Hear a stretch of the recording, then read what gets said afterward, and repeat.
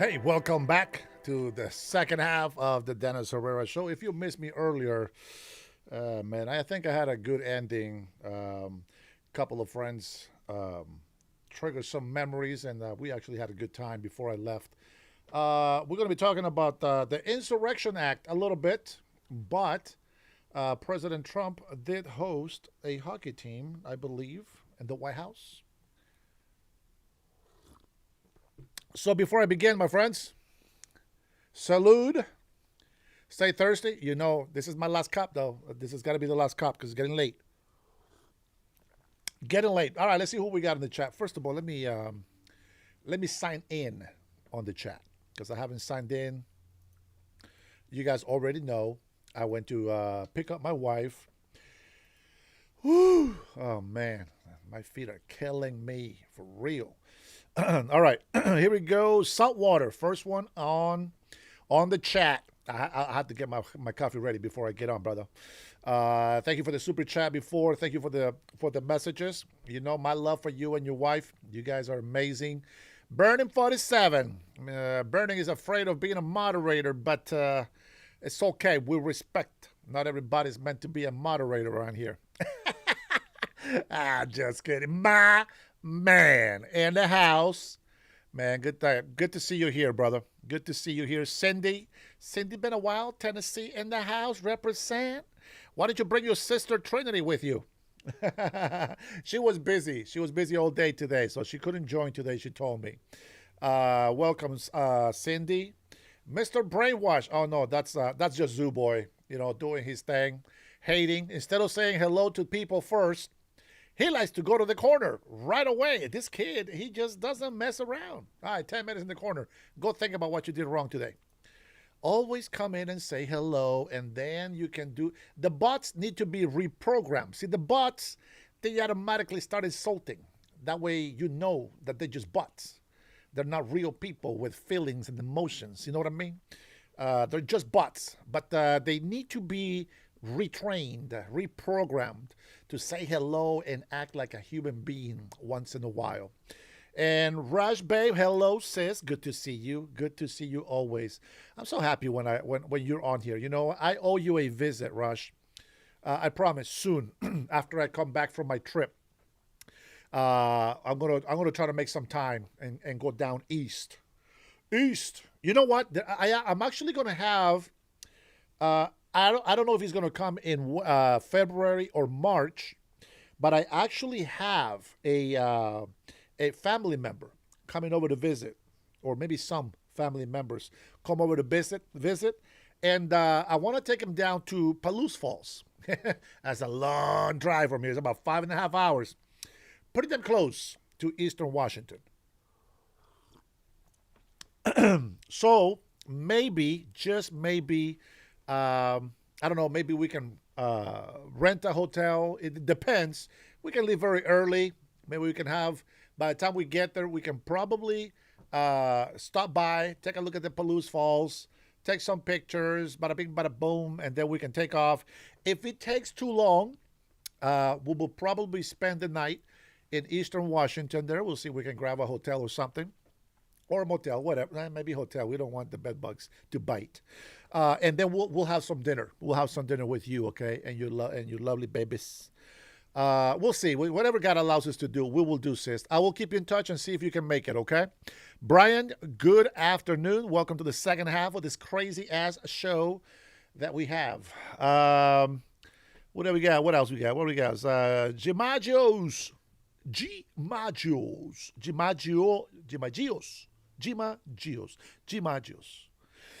Jim, welcome to the Dennis Herrera Show. Crazy. Tommy, stop distracting. Release the files. Tommy, here is another butt. That's not as bad. That's not as bad as Zoo Boy, but he's still going to the corner. 5-minute timeout for you. Behave. Say hello first. Hey, hello first, okay? All right, with that being said, let me go ahead and text Trinity. See, if she can make it, I know she will. I know she would. If she can't, let's see, we're live again. Hold your horses. We're live again. It's crazy. You know, there's an old friend of mine. Now, he actually, I gave him my channel today. I had a conversation with him. My boy, his name is Bobby. Bobby no good. Bobby no good. He's a friend of mine. We used to play, what the hell did we used to play? I think it's always been Destiny. But we've been playing Destiny since 2017. Was it 20? Yeah, 2017. Can you imagine this? 2017. That's like 8 years. 8-year friendship from a game. From a game. And Happy Mac, welcome. Return of the Mac. Here it is. Return of the Mac. Oh my God. Okay. Let's see. Anyway, so we've been friends for years. Oh, Trump's a yapper. 21 Raven. Timeout. 10 minutes. Go think about what you did wrong. Cray, welcome. Welcome, Cray. Brian is already deleting comments. Brian, wait till I give you the go, man, so I know what the hell people are saying. Let me see this. Okay, never mind. That was a good timeout. Make sure you give them a timeout. 10 minutes if they start saying stuff like that. Okay, and then Code, welcome. Code says the Democratic government of Minnesota is turning on the governor. They're all, my friend, they are all going to try to wash their hands. A lot of shit's happening. And Tanya, welcome back. Welcome back, Tanya. Let's see. Planet Earth says, remember, kids, if you're attacked by a mob of clowns, go for the juggler. Yeah, well, I guess that's not bad advice, but that's a little creepy. Very borderline for going to timeout there, sir. Very borderline. Hello from Ohio, says Rodney. Keep an eye out for those Somalis coming in, trying to take over the town. You know, they have a Somali guy running for governor in Utah. Yeah, there is. Hey, listen, I'm a Honduran American. I'm going to run for Washington State. So I guess everybody can do it. Let's just see which migrant does a better job for their state. I love competition. I love competition. It makes me feel alive. You know what I'm saying? Anyways, I was talking to an old friend of mine that I met through a game called a Destiny. Destiny 2, to be exact. 8 years later, uh, I was thinking about him today. So I gave him a call. His phone's still the same. So we started talking, and he was giving me some information. I forgot that he is down in California, and I wanted to get his input on some things. And so he said gas is about $5 something a gallon. Most expensive than anywhere else in the country.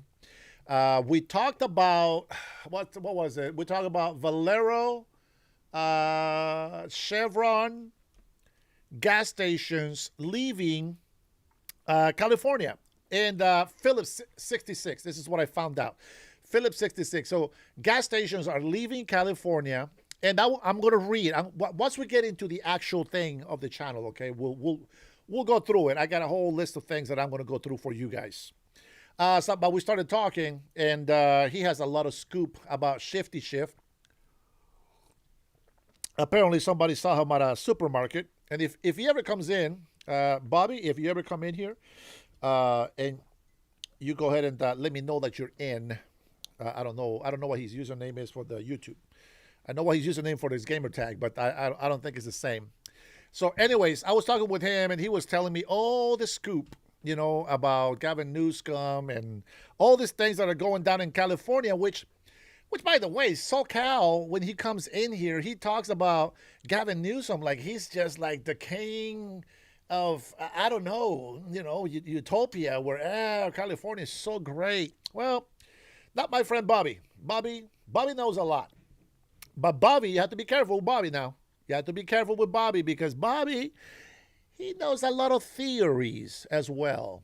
So you got to be able to discern and try to figure out what the hell is right and what is wrong with what he tells you, okay? Half the time he's probably high on weed or pain medications. Who knows? But I love Bobby. I love Bobby and his wife. Never met in person. Always been on the phone, playing the game, the headphones and stuff. I think that's okay. I love Bobby and his wife. I know a lot about his family. Believe me, we shared a lot about each other. Thank you, Tanya. I am a citizen, but I'm a Honduran American. Remember, nationality where I was born and nationality of where I was naturalized an American citizen. Okay? That's how I like to say it. Let's see. Don't. You can if you do it legally. Brian, what are you smoking? I don't know, man. I'm giving you some shit. Gonna take a lot of sanitizer, says Rodney. A lot of sanitizer.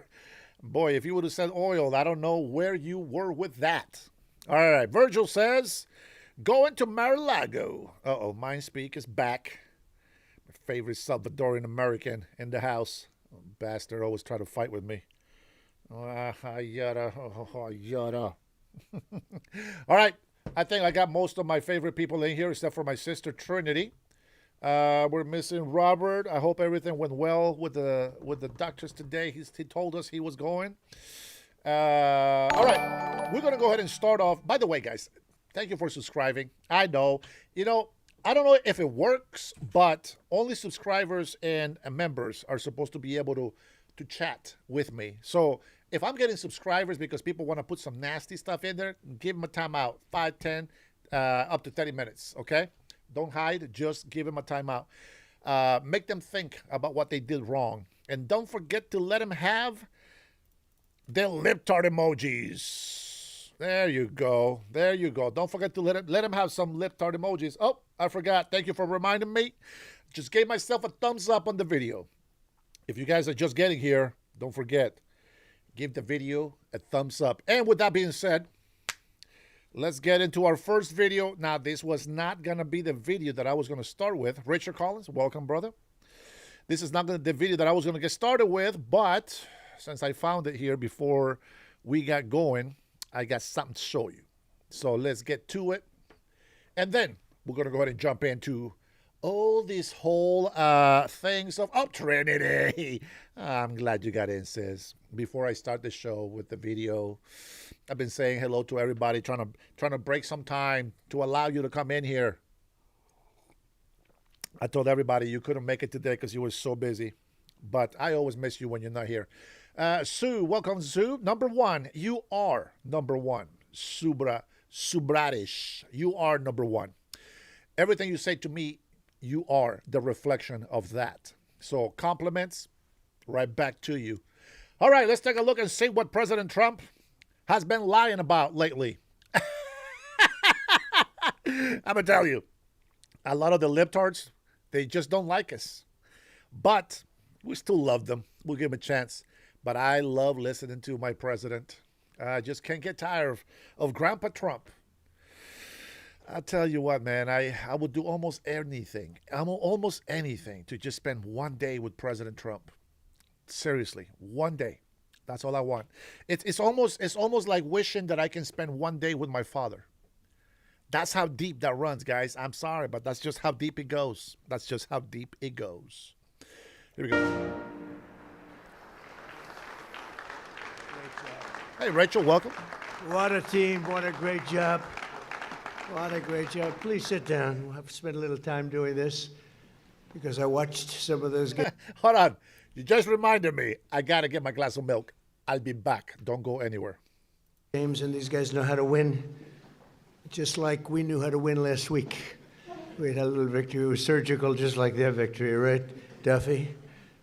It's an honor to welcome to the White House the two-time defending Stanley Cup champions, the Florida Panthers. Unbelievable team, unbelievable athletes, players. These men are responsible for the greatest feats in Panthers franchise history. And beyond that, you compare them to some of the greatest hockey teams ever, including the first ever President's Trophy, 3 straight final appearances, and the one that you didn't make. What the hell happened to you? You should have won that game. But it was good to do the little comeback, right? I'm so bummed out right now. We're out of milk. My fault. I've been distracted with the lives. But I got to go get some milk tomorrow for sure. Comebacks are wonderful, actually. But the 3 is pretty good, right, Gary? And an incredible 2 straight Stanley Cup victories. And I just want to congratulate the unbelievable players. They have something different. Because I watched some of the games that it looked like it was going to be tough, and you pulled them out. You pulled them out for years. Well, Vinny's a winner, so you learn from the owner, I guess. And it's an honor to have Vinny with us. Thank you very much. He's going to speak in a couple of minutes. I always like to hear him speak because you never know what the hell's going to come out of his mouth. Where is he? You never know with Vinny, but boy, you've done a job here, huh? You and your people. Your reps have been amazing. So we're grateful to be joined this afternoon by team owner Vinny Viola. And as you know, our general manager, Bill Zito, is fantastic, one of the greatest NHL head coaches of all time. Coach Paul Maurice. Where's Paul? Where's Paul? Boy, I'll tell you, I hope they're taking good care of you. Good care. That's a hell of a coach. Great coach. We're also pleased to be joined by NHL Commissioner Gary Bettman. Great job. I remember a long time ago when you got that job, and I said they picked the right guy. You know that. And you've really shown it, as well as Attorney General Pam Bondi, wherever Pam is. Pam. Hi, Pam. She's doing great. She's a special person. And Secretaries Doug Burgum, Sean Duffy, and Chris Wright, who I hear has a birthday today. Is your birthday? What are you, about 32? You look so young. And you're doing great. You know, Doug Burgum said he's the greatest oil man in the world. I wanted Doug for the job. He said, no, there's one man better. He would only say one man. That's not, because he's a very unusual guy. But he said, Chris Wright, and we are now drilling more oil than any time, any country ever in history, right? And oil prices in many states are down to $1.99 a gallon. That's like a major tax cut, right, Catherine? That's like a major tax cut. So what we did is we gave Doug the, which he probably liked better because he likes real estate. He's the biggest real estate person in history. He has the Department of the Interior. So he drills and he owns the land. And the combination's been lethal, right? And they've been great, and I appreciate it too. We're also here with FBI Director Kash Patel, who's a person that loves sports, right? Kash, you love the sports, and we love you. And Representatives Randy Fine. Randy, you did a great job the other day. You did a great job the other day. You know what I'm talking about. You got up there. Let them have it. Jimmy Petronas. Jimmy. Thank you, Jimmy. Good job. John Rutherford. John. Thank you. Thank you, John. And Michael Haradopoulos. Thank you, Michael. Thank you very much. So after a shortened off-season and a regular season plagued by injuries, the Florida Panthers entered the 2025 playoffs with extraordinary pressure to defend the title, but they also had an amazing aura about them. It was called the aura of winning. There's something nice about it. And that's what they did. But not only did you live up to the sky-high expectations, you gave us perhaps the most dominant playoff run in NHL history. The Panthers scored 94 goals in the playoffs, more than any team in a generation. You won a record 10 times on the road. It was, nobody's ever done that one before. You led the finals for over 255 minutes, the most of any team in NHL history. And you denied Canada the Stanley Cup for the 32nd straight year by...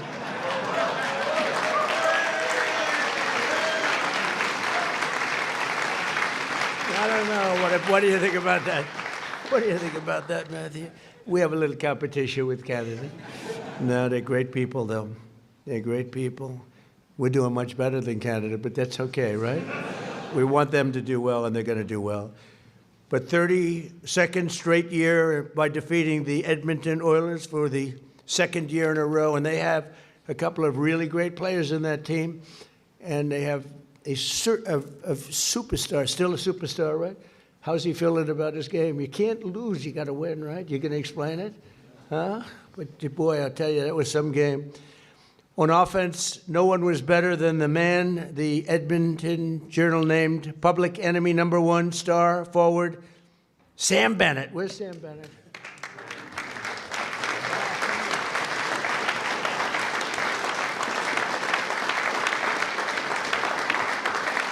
He's got a very powerful hand. He's a strong guy. Sam scored 15 playoff goals and earned the coveted Conn Smythe Trophy, making him the first skater in Panthers history to be named tournament MVP. That's fantastic on Sam. And perhaps the greatest single game performance goes to Sam Reinhart. Where's Sam?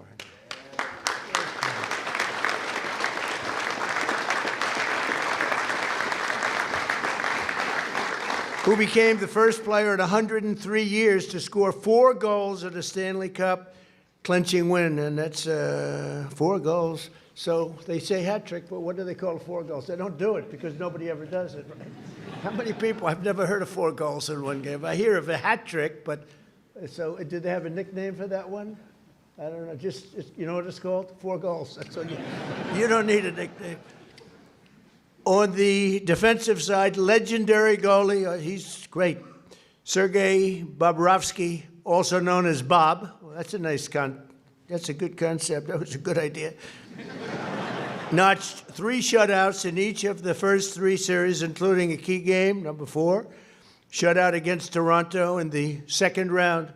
Played phenomenal hockey.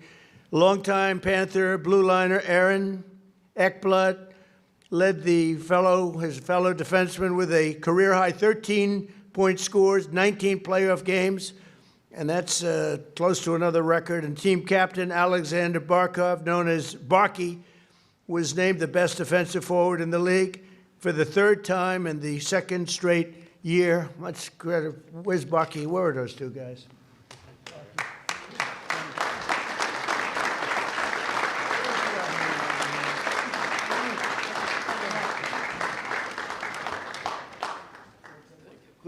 people, young, beautiful people. I hate them. You hate standing here with all this power behind you. But I got power, too. It's called the United States military. I don't care.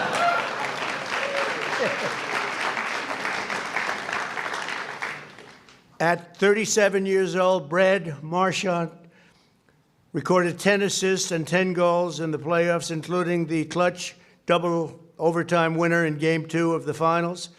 And no skater had more ice time in the playoffs than Seth Jones, who was the workhorse on both sides of the puck. As we know, Seth will be representing America in the Milan Winter Olympics next month, alongside fellow Florida Panther Matthew Tkachuk, who's fantastic. I remember his father was very good. I don't know. I said, did you top his father? He said, well, my father had 500 and some odd goals. How many did you say? How many? Like that. A lot of goals. I said, well, he says he ain't, but you will be. And your father would want you to be, because I know your father. He would want you to be. It's fantastic. You don't see that too often. We have a father who's great and a son who's great. You don't see it very often, but this is a case where you do. And say hello to your father for me, Matthew, okay? But he throws a big punch. I can see that. Is he a pretty tough cookie? Is he tough? They say he throws the big punch. How many people can take him in a fight? There are only a couple of hands. He says most of them. I don't know about that. Also joining them on Team USA staff will be Bill Zito and Panthers equipment manager Teddy Richards. That's great. That's great. Congratulations. Congratulations. And we're counting on you to bring home the gold. You know, I got the Olympics, and we got it brought to a very special place. We have the big Olympics coming up very soon, and we have the World Cup coming, and we have the 250th year coming. So, you know, when I got rigged, when we had a rigged election, I was really angry about it. Then I realized if I win the next time, I pick up the Olympics, the World Cup, and the 250. And I said, you know what, Pam? I said, this is a good thing. It's better than it would have been, actually. So it's pretty good. Amazing the way things can work out, right? But I just wanted to say a very special congratulations. And I'm going to bring them down to the Oval Office we did last time. And sometimes if I really like a team, I bring them to the Oval Office and we do some fun. We give them a little special, we give them a coin, a very special coin, the best coin there is. And we have a little fun, but we're gonna march on down. We're gonna pass the Presidential Wall of Fame. So I had a choice, Walk of Fame or Wall of Fame. And you know what I decided, right? I said walk, because I think of the Walk of Shame. And I said, this was an interesting situation. So I said, that was the one reason I didn't want to do that, because I said, people are going to think about that, but I said, I'll do it anyway. But we have the Presidential Walk of Fame, and you'll get to see it. It's been quite an attraction for the White House. But I just want to congratulate everybody. These are special people, very, very hard to win, especially at the top level of sports, and this is the top level. And it's an honor to have these guys with us. You know, it's I want my people to win. We have such incredible people, so many here, congressmen, senators, and cabinet members, and they've really produced. They're producing like we're having a year, the likes of which really so far there's no comparison to any other first year for an administration. We have the tremendous crime numbers just came out. Did you see? The lowest crime ever recorded. Now, you wouldn't see that when you see what's going on, but when you see what's going on in Minnesota, we're taking out some of the worst criminals in the world are being taken out of our country. Murderers, drug dealers, some of the worst in the world. We have the lowest crime with best crime numbers we've ever had. And we have something else that's very special. We have 18 trillion, this is Vinny, Vinny had understand this better than maybe anybody in the room, $18 trillion worth of investment in the United States, which is bigger than any number. And we have, again, we have today for the 49th time in 11 months, here a little more than 11 months, for the 48th day, we have the highest stock market in history. So that's pretty good. That makes you feel good because I know you have a couple of stocks. It makes everybody feel good because 401ks are the highest point they've ever been. Everybody's happy, and we're doing a job, and they're doing a job. So I'd like to ask Vinny to say a few words, and then Matthew to say a few words, and then we'll figure it out. I heard they have a little surprise. Ooh, that looks nice. I hope it's the stick and not just the shirt. That stick looks beautiful. That looks beautiful. Maybe I get both. Who the hell knows? I'm president. I'll just take them. But then we do have that little surprise, and I want to thank you all very much for being here. Very special. Vinny, please, go ahead.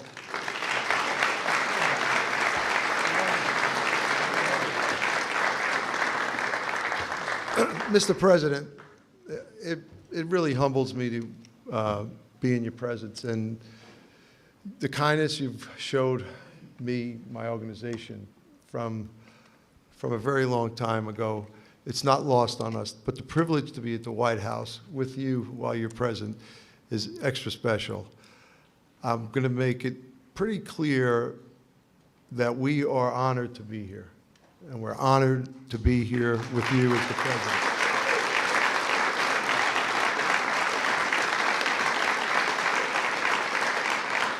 You talked about the Olympians. I think we're right up there having the most Olympic players as much as any other team in the NHL. There are 10 Olympians behind me from, I think, 4 or 5 countries. It's a great testimony to a wonderful sport that really is a global sport. I speak on behalf of every Florida Panther fan all over the world. We're not going to stop. We're not going to stop. Thank you, Mr. President. Matthew would like to say a few words, and the players are super excited about the gifts that they've selected for you. I think I'm more excited, actually. So thank you very much, and God bless you.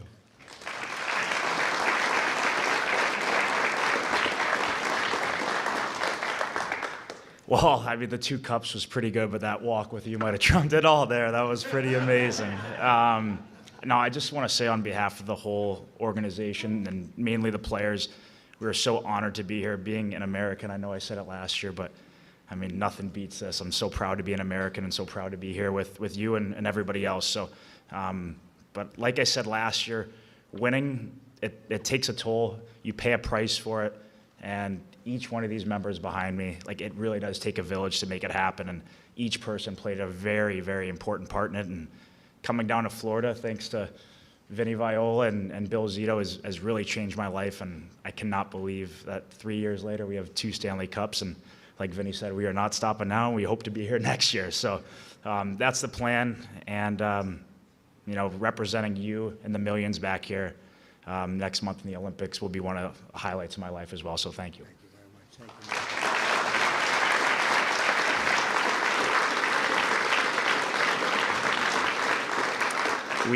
you. We do have a few gifts to give you, so I'd like to call down Captain Sasha Barkov and then Seth Jones. And I think you're going to like the one that Seth gets you the most.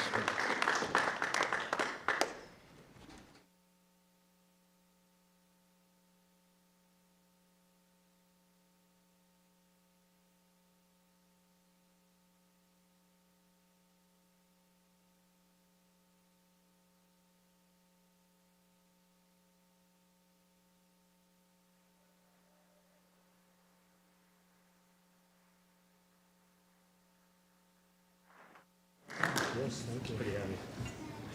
Whoa. You don't want to play with this. Be good for slashing. This is fantastic. Did you hear him? Good for slashing. That's nice. Come on, Vinny.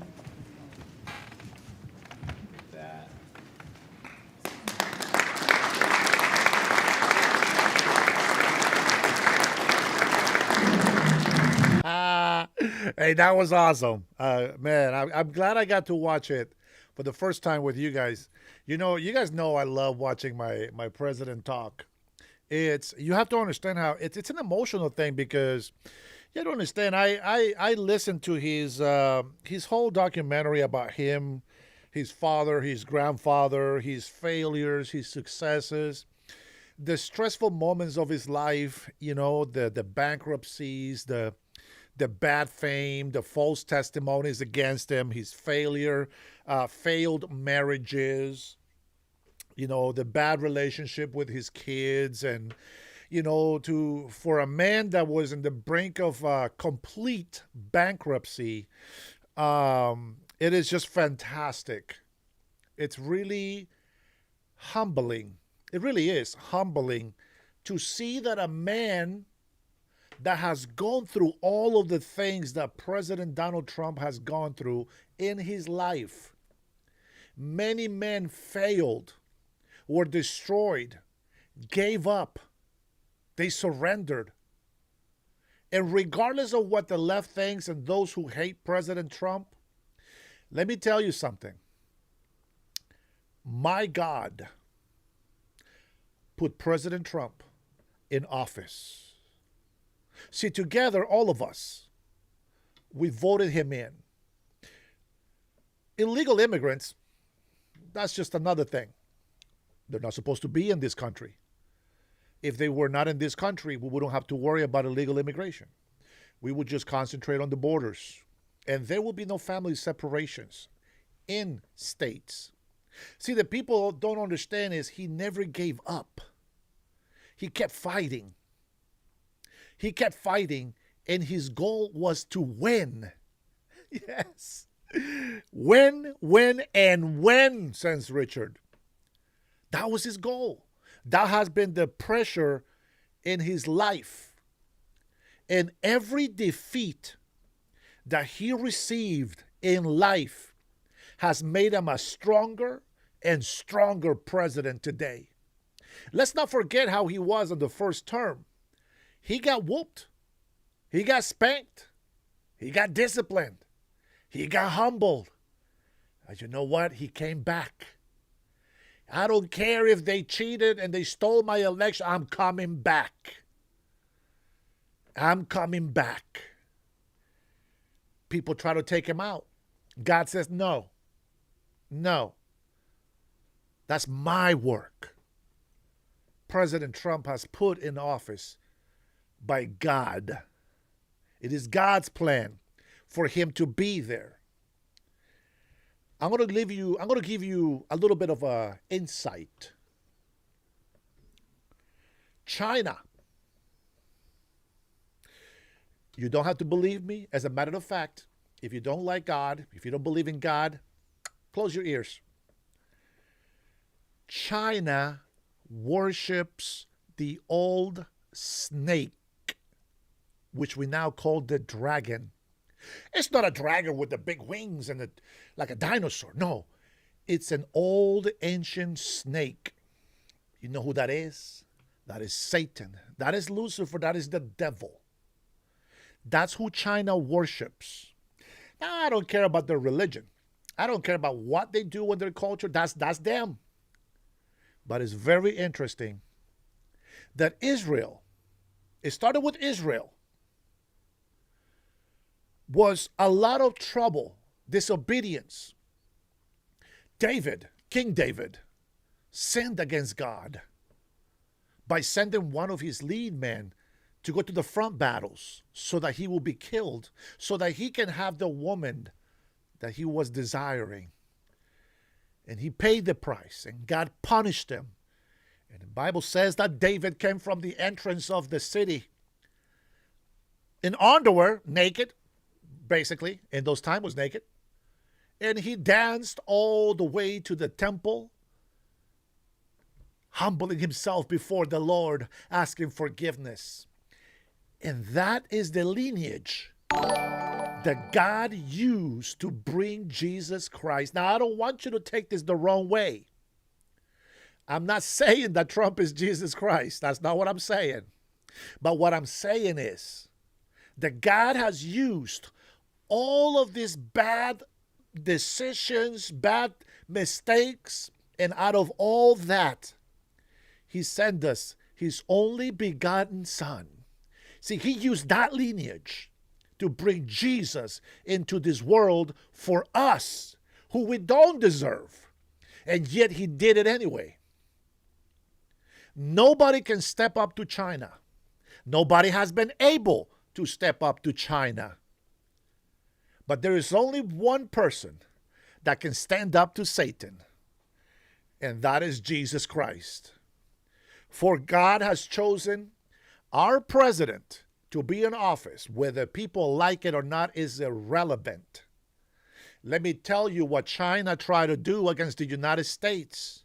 China has been ripping us off for decades. We know this. Everybody knows this.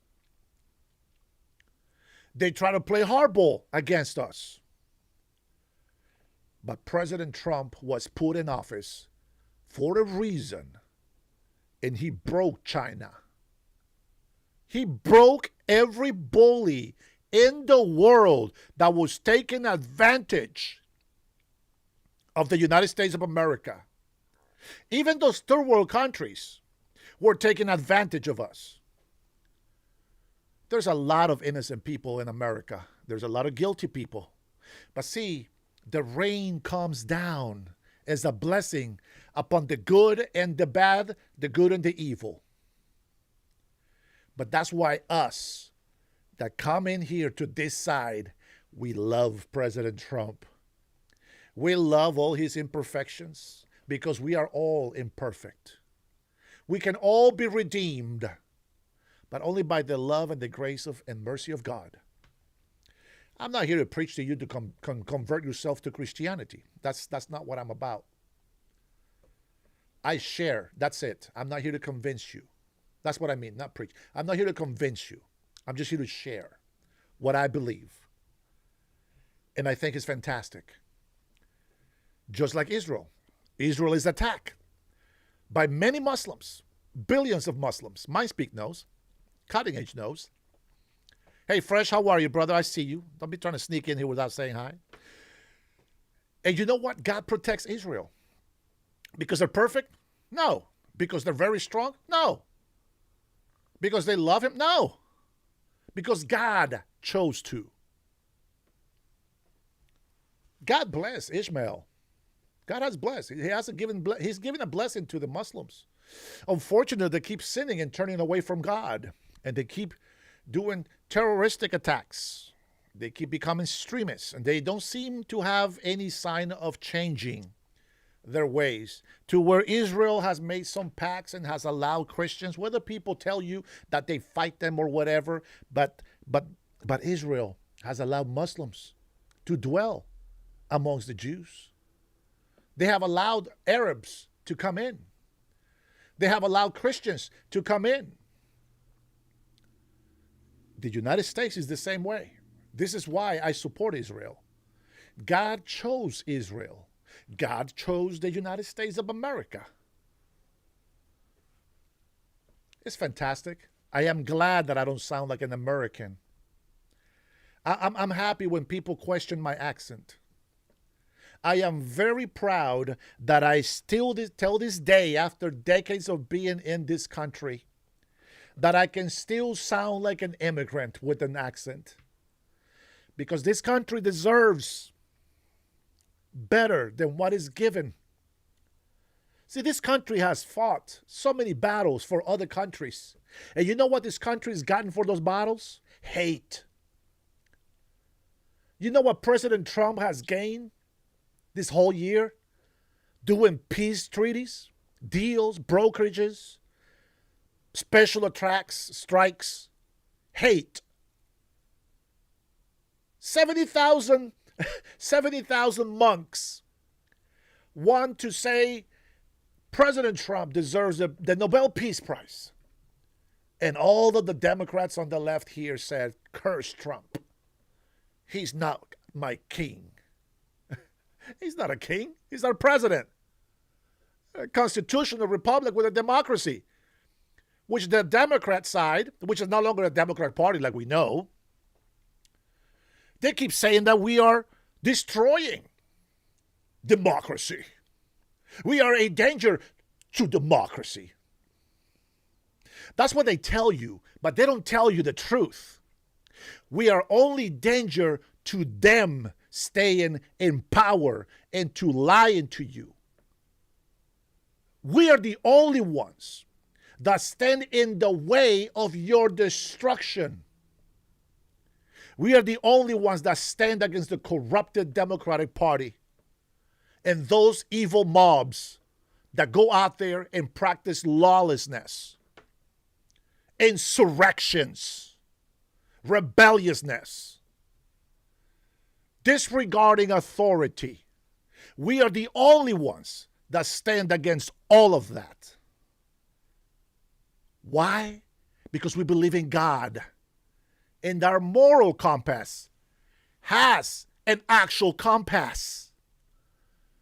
If you're a non-believer, you have no compass for morality. So how do you know what's good and what's bad if you believe not in God? If you serve the devil, you serve the flesh. And if you serve the flesh, you belong to the devil. That's it. Your soul is corrupted. See, your soul equals your mind, your brain. The one thing angels don't have. You get to choose between obeying the flesh and obeying the spirit. Probably 99% of the people don't know what the soul is. That's why God comes to save your soul. If God saves your soul, which is your mind, you will praise him, you will worship him, and you will love your neighbor with your spirit. You will always have weakness in the flesh. You see, the Bible says to not be angered, but it says to anger in righteousness. Meaning, don't let your anger be in vain and just be angry for no reason. Like the leftist people are doing today against ICE. They have no reason to be angry. And yet, they are bitter and sad. They have no self-esteem. They hate themselves. You know how I know? They come into my life every single day hating me, saying nasty names to me. Not calling me a retard, that's fine. Calling me stupid, ignorant, that's fine. They hate me because I stand for liberty and justice for all Americans. I respect the law of this country. That's why they hate me. Jesus Christ was hated by his own people, by his own Jews. You know, when the people in the world come over here and try to give me some words of religious beliefs, they say, oh my God, Jesus Christ was a Jew. He was crucified by the Jews. Jesus Christ said that no prophet is a prophet in his own land. It's hard for them to believe. But the Bible says that those who believe will be saved. That's us. We can choose to believe or not to believe. You see, it truly is a spiritual battle that we have today. And I'm not going to lie, I don't have the patience. I don't have the patience to fight these mentally retarded people. I lack the faith to heal them. I lack the faith. Because my flesh is weak. And in some way or another, it's hard for me to truly 100% forgive them when they're hurting me, when they're attacking me. See, Jesus did that. He was perfect until the end. We struggle. We get offended. We get defensive. We want to prove our point so bad that we start getting angry with people. In short, President Trump was put in office by God, and God is in control. God's word is true, and the prophecies are being fulfilled. Jesus Christ didn't say, pray for people to die. Jesus Christ didn't say, accept sinners and their sins. But Jesus Christ did say, pray to the Father. Pray in this manner, your kingdom come. Your will be done on earth as it is in heaven. Meaning that we are to try to be the best that we can be, but at the end of the day, it is his will that remains, and it is His will that we will follow.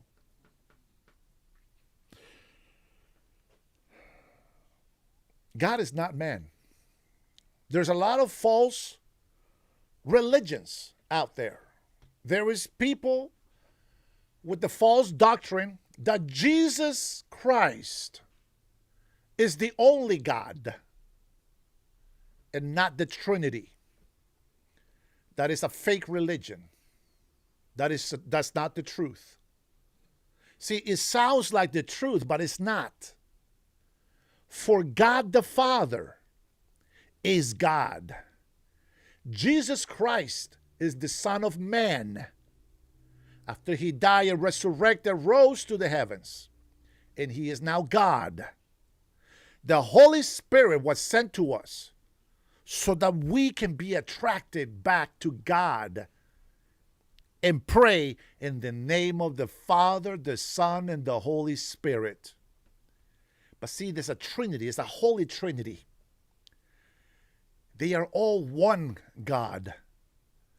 Our miserable human minds will never understand completely, but Jesus promised that all of these mysteries will be revealed to us by His Father. Not by Him, by His Father.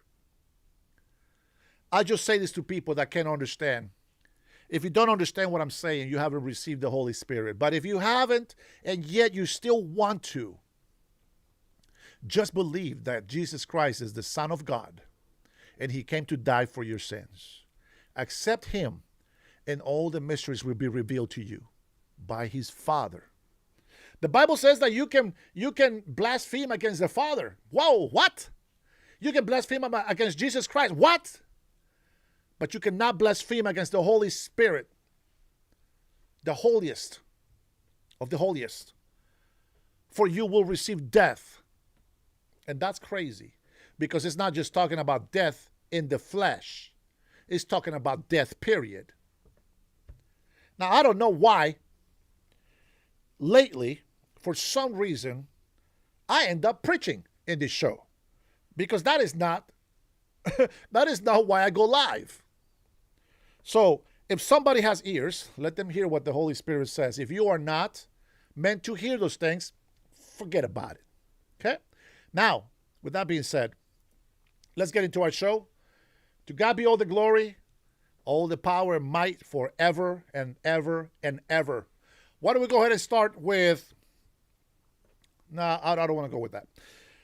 Why don't we go ahead and start with Pam Bondi? Pam Bondi has a problem. Pam Bondi, according to, I don't know what the hell their name is anymore, MSN Now, I think.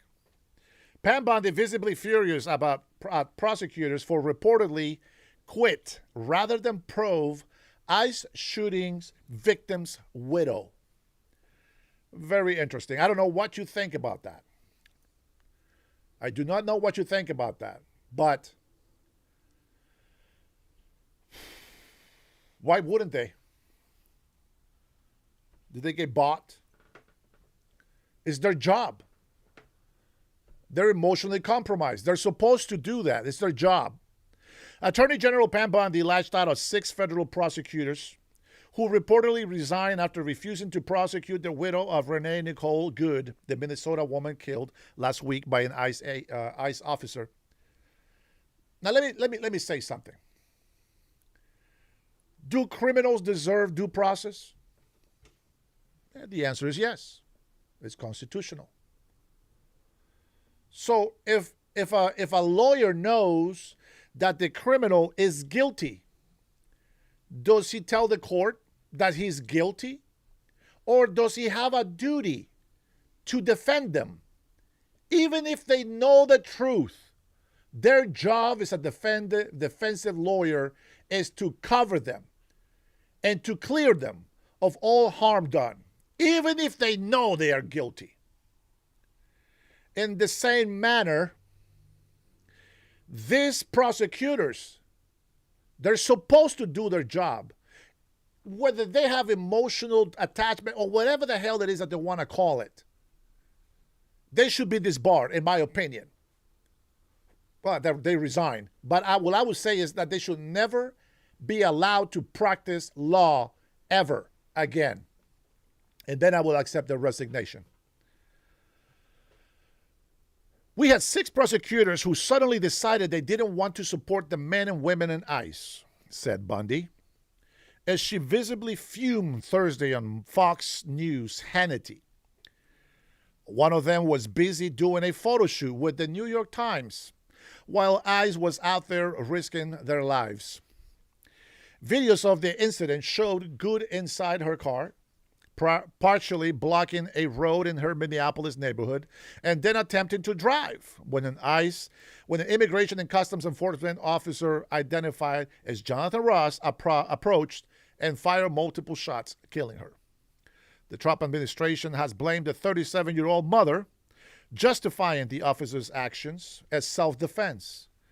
Bundy's Justice Department has requested that Good's widow, who can be seen outside the vehicle in some footage of the incident, be investigated for possible federal charges. And I agree, and I said that. I said that in this show. The widow. Yeah, the one that said, I'm a veteran, blah, blah, blah. Go get some lunch, boy. Go get some lunch. Yeah, I said it. She can be prosecuted, and she should. On Tuesday, the New York Times reported that 6 federal prosecutors resigned over pressure to investigate Good's widow, citing sources with the knowledge of the prosecutor's decision. News from the federal officer's shoot person in leg officially say Bundy ripped the prosecutors on Fox. So the breaking news tonight, I fired them all. They're fired from the office, Bundy told host Sean Hannity. She also claimed the employees had been out there interviewing at liberal law firms prior to their resignation. They want to be part of the resistance.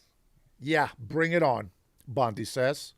They're not going to be working for Donald Trump and the Department of Justice any longer, but that's what we're up against, not only in Minnesota, but around this country. I want you to understand why God told me to share what I have shared to you already. They want to be part of the resistance. Okay. So Bundy has faced increasing public and private pressure from the president, who the Wall Street Journal reported this week has told aides she is weak and ineffective. They are really afraid of her. Is why they say those things. Has she made mistakes? Sure. She's not perfect. Not all lawyers win all the cases, right? Not all lawyers say the things that they're supposed to say right all the time. But I like Pam Bundy.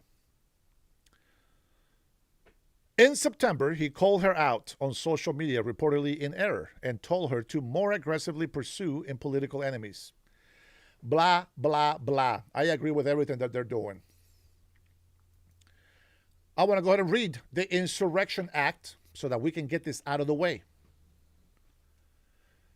The Insurrection Act of 1807 is a federal law codified as 10.US.C 251 to 255 that empowers the President of the United States of America to deploy the U.S. military and federalized National Guard units domestically to suppress insurrections, rebellions, and domestic violence. Senator Frey. Not senator. I keep saying senator. It's my translating is wrong. Mayor Frey has changed his tune a little bit with Mr. Mann on the chat. Took my thunder away with that comment. I wanted to read the Insurrection Act first. Now they're starting to tell not the peaceful protesters, the ones who are throwing fireworks, committing assault, impeding, interfering with ICE agents, to go home. Stop it. Stop it. Easy how they change their tune. See, they need to be shown who the alpha in this country is. And President Trump, as I said, was put to be our president by God. He's not Jesus Christ, but he is a tool that God is using to fight for this country.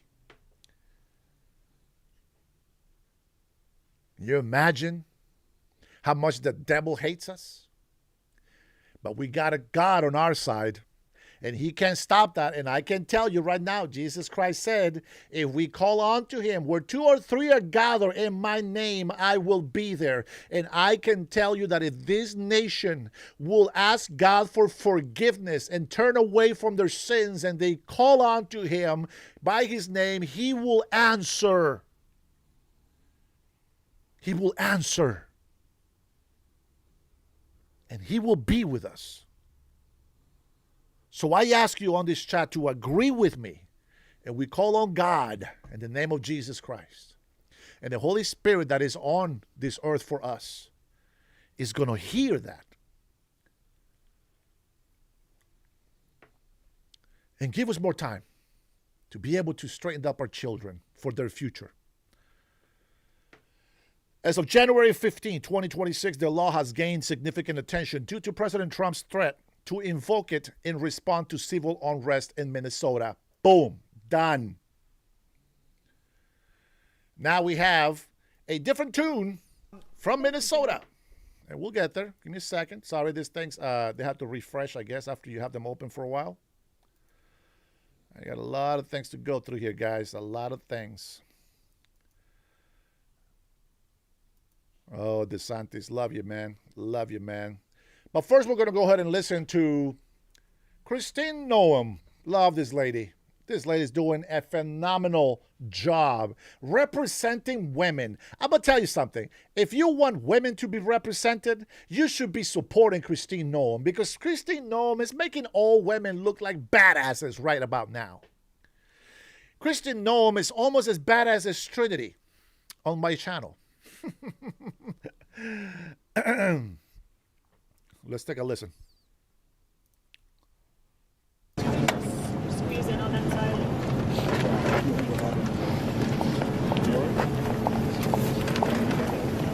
Thank you, Madam Secretary. It'll take law and order and leadership there that partners with us that we haven't seen yet. In my discussions with Governor Walz, and from what I've seen on his press gatherings, he still is not willing to work with our federal officers to bring peace to the streets of the campus. Madam Secretary? Do you have any plans to pull out of Minnesota? No And plans how to would pull you- out of Minnesota. And how would you describe what you were seeing on the ground there? Would you describe it as an insurrection, and do you believe the president should invoke the Insurrection Act? I describe it as violent and a violation of the law in many places. I discussed with the president this morning several things that we are dealing with under the department in different operations. We did discuss the Insurrection Act. He certainly has the constitutional authority to utilize that. My hope is that this leadership team in Minnesota will start to work with us to get criminals off the streets. Remember, we are there in surged operations because of the largest fraud scheme in American history. We had people stealing from taxpayers, stealing funds away from the most vulnerable individuals in this country, people who needed mental health services, developmental services, autism, daycare. Instead, individuals came in, much from the Somalian community, and stole dollars from those people who needed it and put it in their own pockets and enriched themselves. Did it right under Governor Walz's nose, and we believe that he didn't just know about it, that he may be complicit in it as well. Madam Secretary? Do you believe there are any cases in Minnesota where the ICE agents have gone too far? Our ICE agents are following the law and running their operations according to training. Last night what we saw was 3 individuals weaponize shovels and brooms and attack an ICE officer that had to defend himself. So we're hopeful that we don't see that again, that these protesters and violent rioters will be held accountable for the actions that they're taking, and that our officers can do their work safely. Madam Secretary? Madam Secretary? America. You know, he was... We're seeing this cars looted in Minnesota. Can you provide an update on what the agency is going to do about that, and concerned with the documents that were taken by those? Well, I believe that those vehicles were FBI vehicles, not our Department of Homeland Security vehicles. So I'm not certain what documents were in there that those criminals may have taken and seen. But I would say that our agent is beat up, he's bruised. He's injured, he's getting treatment, and we're thankful that he made it out alive. Madam Secretary?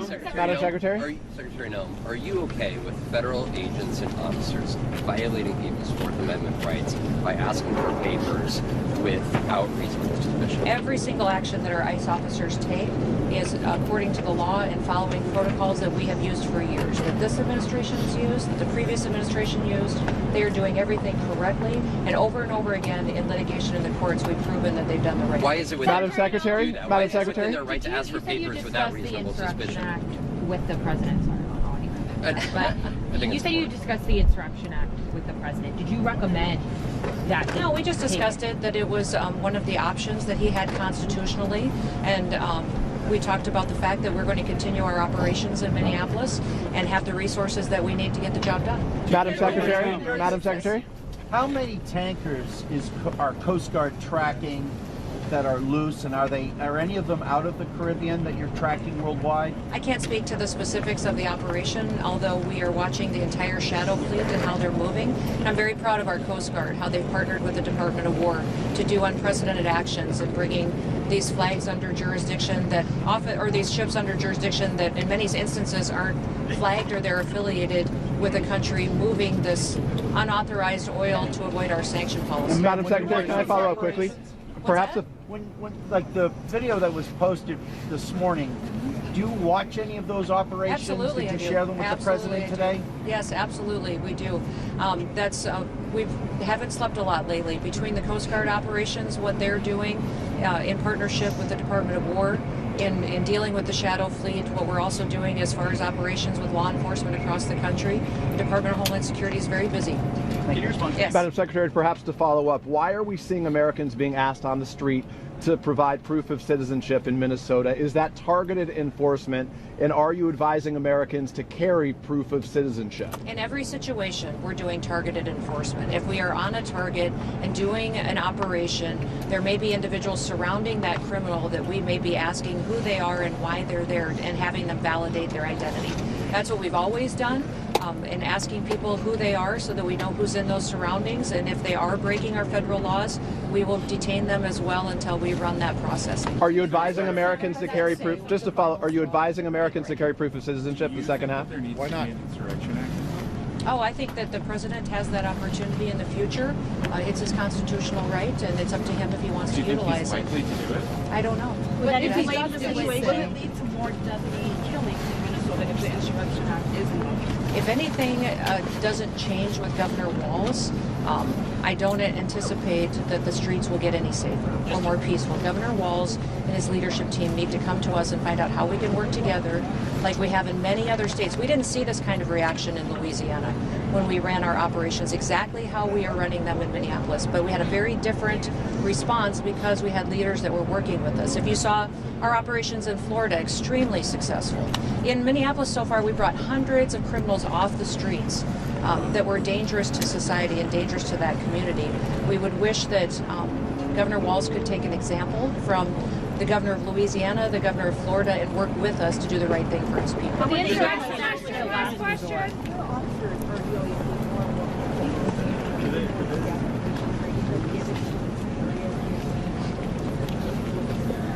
You know, the officers that we have out there are very highly trained and skilled, specific for the operations that they're doing. They're utilizing the most gifted individuals on these operations to go out and to do enforcement, because many times if they're going after murderers, they're going after professionals and gangs and terrorists that are here in our country illegally. And I'll remind you, the only reason we're in this situation is because the Biden administration allowed 20 million people to come into this country unvetted. My every day is spent thinking about the known terrorists that are in this country that I just haven't found yet. The suspected terrorists, the criminals, the murderers, the pedophiles that are out there on the streets that we need to find and get off the streets because Joe Biden opened up our borders and allowed that invasion to happen. If you can imagine the kind of dysfunctional criminal gangs and organizations that use that open border as an opportunity to infiltrate America, it's overwhelming at times, and that's why President Trump is so strong at taking action and making sure he's in every single state following through on his commitments to every single citizen. Did the president say what his final straw would be to invoke the Insurrection Act immediately? No, this president uses all the information and intelligence that he can get. That's why he calls me, he calls Pete, he calls local law enforcement. He talks to those individuals and agents as well that are involved that he knows well. This president makes fully informed decisions and utilizes his authorities when it's Would you say that bringing in the military Marina would Machado is inflame the coming to the White situation? House today. Are you going to be in the meeting because a lot of illegals are from Venezuela? I think Or are that- you going to talk to with Delcy Rodriguez like Trump? I think I have other commitments today. We are putting in the new commandant of the Coast Guard. He is having his swearing-in ceremony, so I'll be doing that. And then I have some meetings with law enforcement. So, Thank you, Krista Nolan, for everything that you do. God bless you. May God cover you always. What a phenomenal lady. Mr. Bovino, let's go ahead and listen to the commander of the ICE agents. As somebody who's been reporting here for a long time, people are scared to death about what's going on the streets of Minneapolis, and they're scared that they might get hurt, their loved ones might get hurt, maybe their cleaning lady gets deported. What do you say to those people who are genuinely worried? Sure. Well, those individuals that are worried, if they're United States citizens or legal permanent residents or have some type of legal status to be or remain here in the United States, there's no reason to be scared. However, if they are a criminal alien or an illegal alien, then they should probably be very scared because we are here conducting a Title VIII immigration mission. So to those that are scared and they're looking for a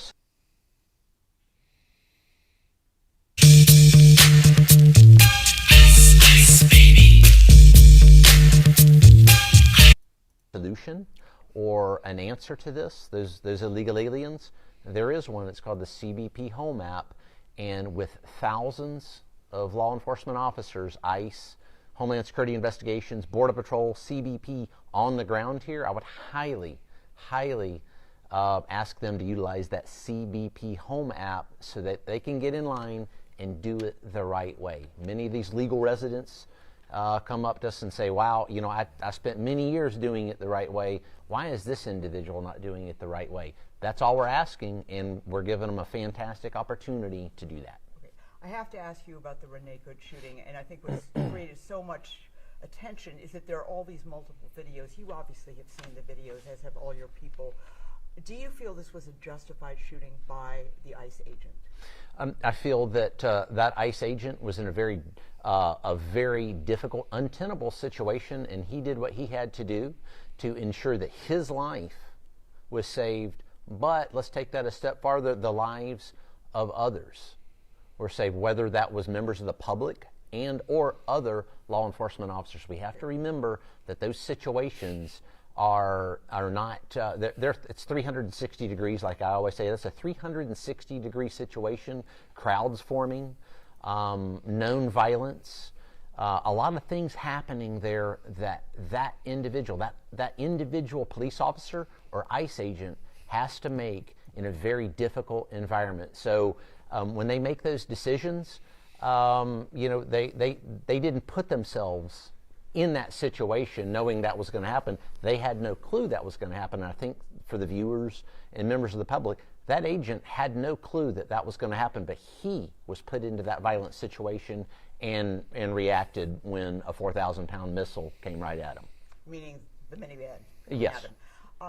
Let me ask you, I interviewed the police chief yesterday who was very critical of the agent who did the shooting for having a cell phone and videotaping the events as he was working the actual case.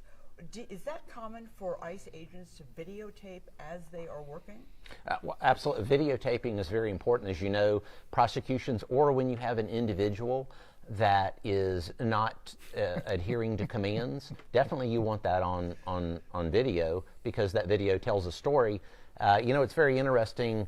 The chief says that he doesn't approve of that, but yet whenever we don't have a video, some of these same individuals say, well, gosh, there's not a video of it, must not have happened. So let's don't put these agents, these police officers, in a catch-22.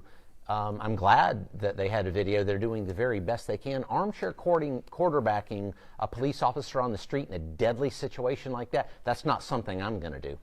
why aren't they wearing body cameras? Because if that agent had a body camera, we could really see it from his perspective, what he saw.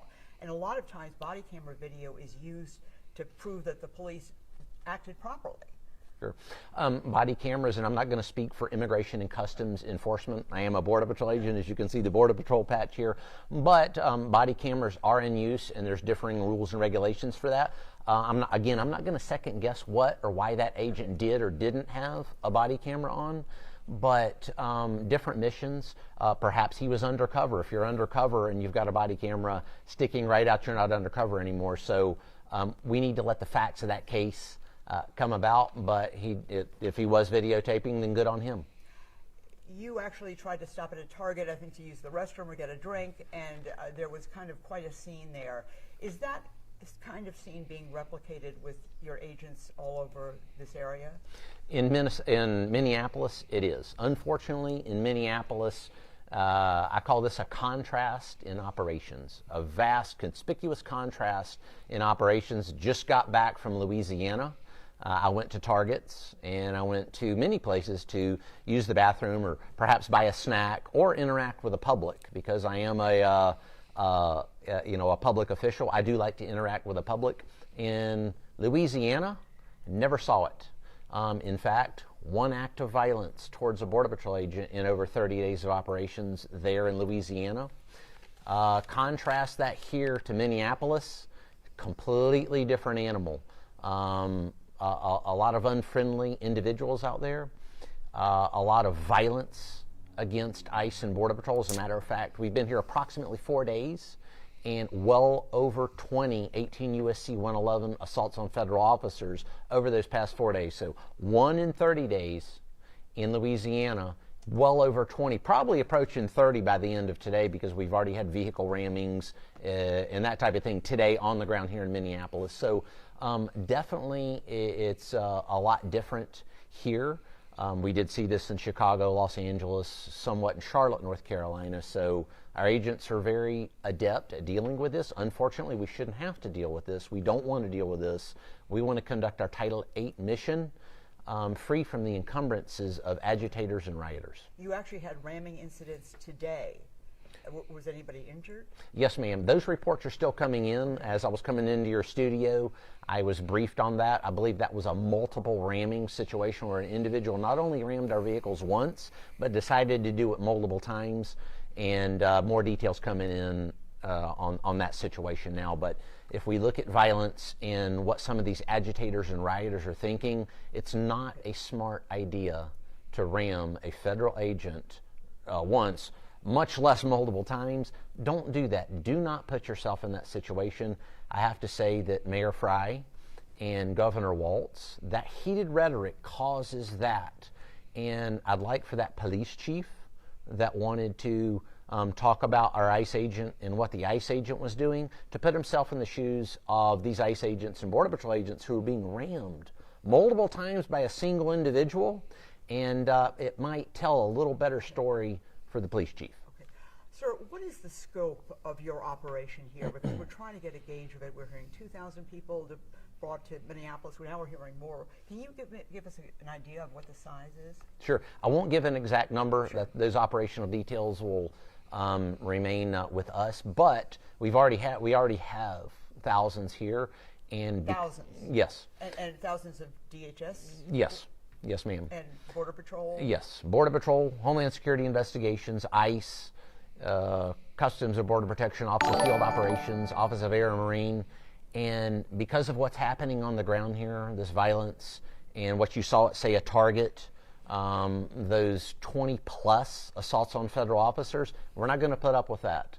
I'm going to make sure that this operation is conducted legally, ethically, and morally, and that it's done safely. If I need to bring in hundreds of Border Patrol agents, which we have done, I'll do that. But also, if Secretary Noem and President Trump understand that the situation is even worse, I'll bring in more. Is that, sir, what you're reporting to them, that the situation is worse than? No, I'm reporting to them that what I need to deal with the situation at hand, if it becomes worse, then we'll deal with that accordingly. But we're here to do a Title VIII mission. I think that's what a lot of people are a little confused about. We're here to conduct that Title VIII mission. That is why I'll bring more Border Patrol agents or more DHS resources here if I'm having problems conducting that Title VIII mission. We're going to conduct it. It won't stop, despite rioters, agitators, and vast amounts of violence against federal officers. We're not going to stop. And are you bringing more in? Because it was reported that at least 200 more would come in. It sounds like, I mean, how many more came in from that original 2,000 that Sure, was reported? hundreds and hundreds more. A large contingent there of CBP, as Secretary Noem said earlier yesterday, and then again today, I believe. Hundreds more. We're going to take care of the situation, and we're gonna conduct that Title VIII mission. That's why we're here. We're going to take those bad people and bad things off the streets. One other thing, Ms. Murphy, that I think bears mentioning is every other city we've been in, whether it's Los Angeles, Chicago, New Orleans, Charlotte, double-digit drops in crime. You're going to see those double-digit drops in crime. It's probably already happening now, but as those statistics and figures come in here in Minneapolis, those double-digit drops in crime coupled with a lot of bad people and bad things being taken off of your streets, and we're doing this for Mom and Pa America. How long are you going to be here, sir, with this massive operation? We'll be here till until the mission is complete. Very nice. Now, I always like to reply.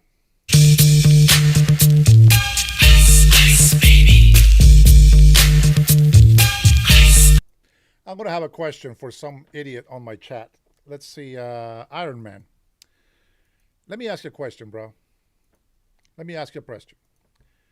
All right, you say nice to sell out your people. Now, let me tell you, let me ask you something. Who is selling out their people?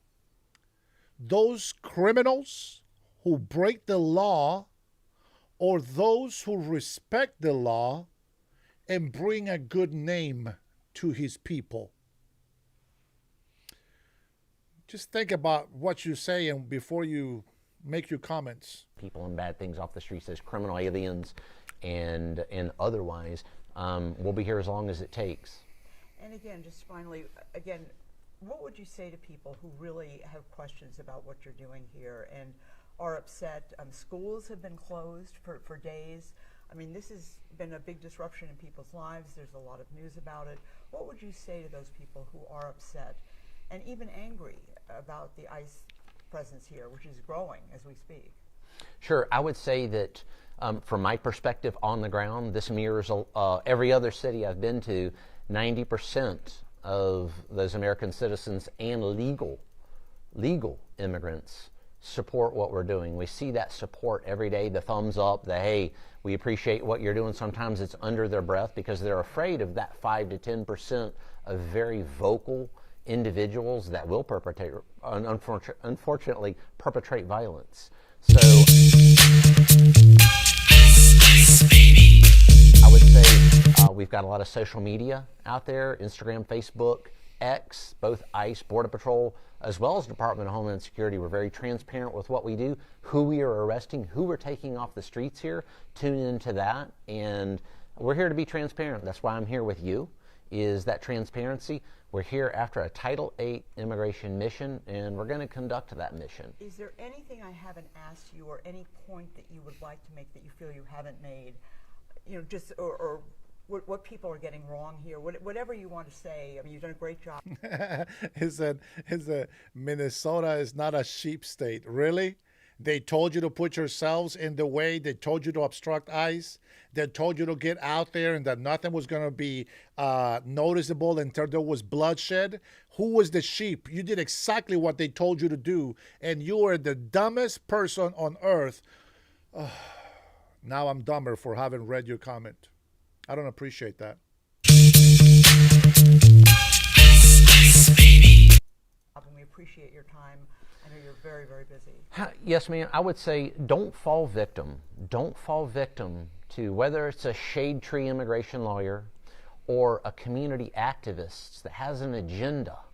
A lot of these individuals don't care about the constituents or the individuals, the people here on the streets of Minneapolis, and some of these weaker-minded people fall victim to what these individuals are saying, whether it's Mayor Fry or Governor. Hey, Minnesota sheep. And all you libtards, listen. I just said this. I haven't even watched this video, but I just said this. This is for you. Let me rewind it just for you. Go ahead, sir. I apologize about that. People fall victim to what these individuals are saying, whether it's Mayor Fry or Governor Walz or some of these community activists. They fall victim to this. Why not good news? Am I stuck with you for a very long time? Don't do that. Think for yourself. Perpetrating violence against a federal officer, when has that ever been acceptable? We support... He's trying to speak your language. PS, P4S. He's trying to speak your language so that you can understand. We didn't understand, but you did. Apparently, that's actually very good. The Constitution, the First Amendment, absolutely. I'll speak out if I see something wrong in a civic and a respectful way. But I think some of these individuals fall victim to some people that have an agenda. I would ask them to think for themselves. Don't fall victim. Let us conduct this legal, ethical, and moral law enforcement operation. Get these bad people and bad things off the streets, and then we're off to the next city. Is President Trump personally monitoring what's happening here in Minneapolis, as is Secretary Noem? Are they both personally monitoring this and backing you up? They're well connected with what happens not just in Minneapolis here, but across the United States. We've got a very robust reporting system, and they're obviously very interested in the safety of those federal agents and officers. They're also interested in the safety of the public here in Minneapolis, which is why we're here in the first place, taking just yesterday the child rapists, the child molesters, the child sex traffickers off the street. I don't think anyone wants those on the streets of Minneapolis. That's one of the reasons why we're here. So they're monitoring that whole situation, whether it's our safety, the safety of the citizens. That's what we're here for. We're glad to be here.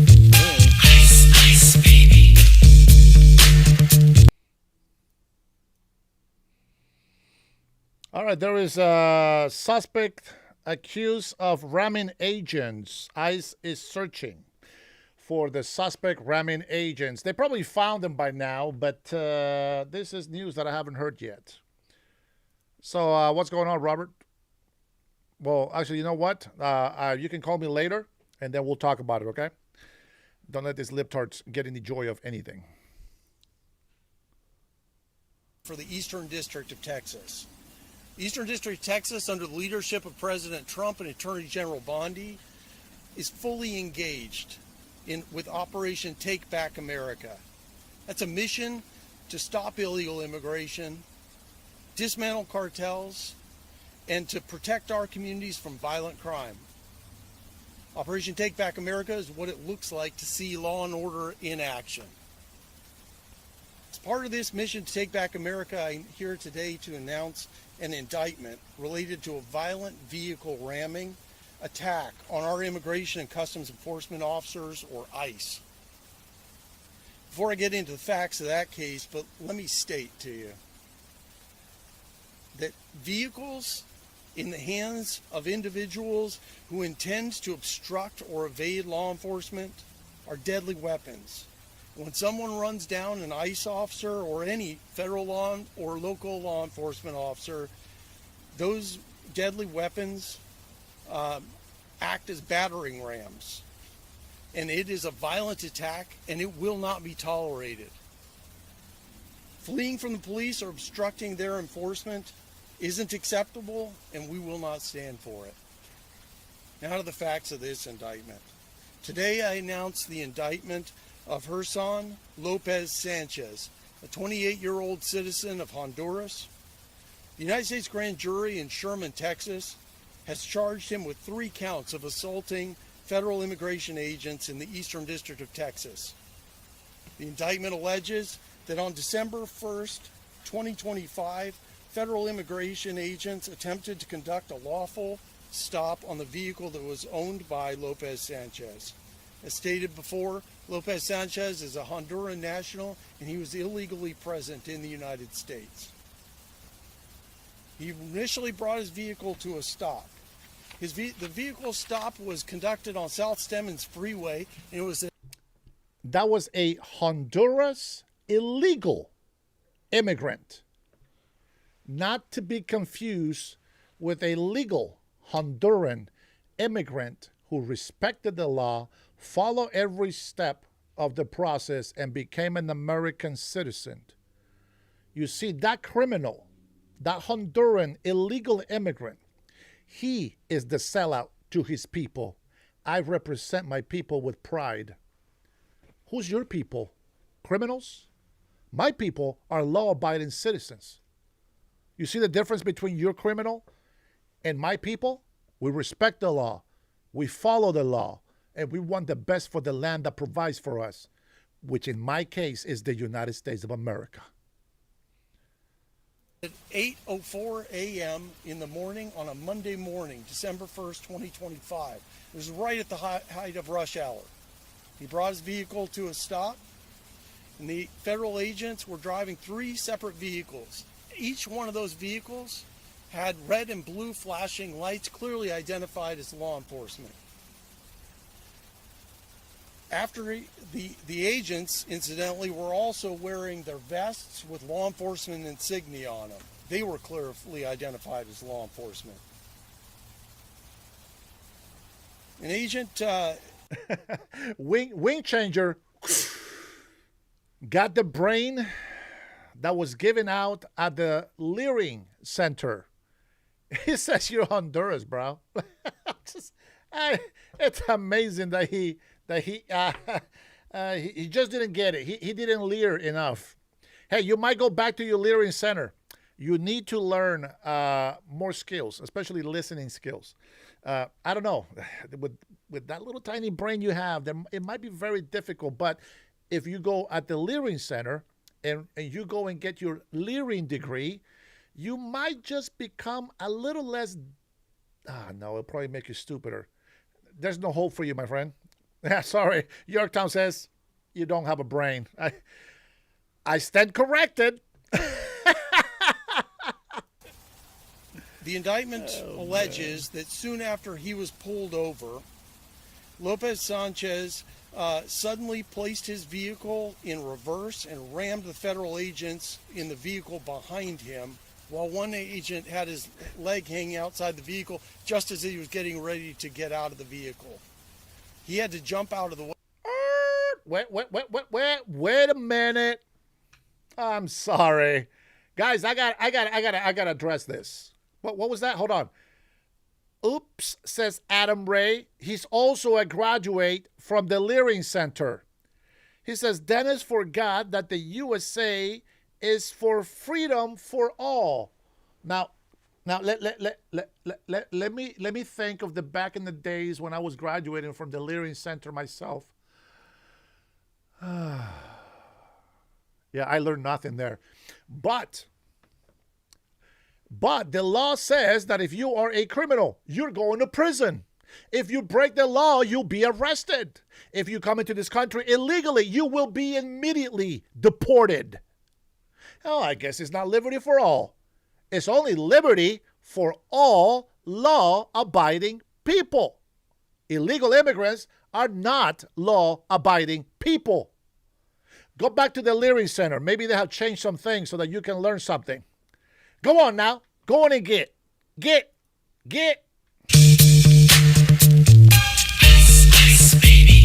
At the Leering Center.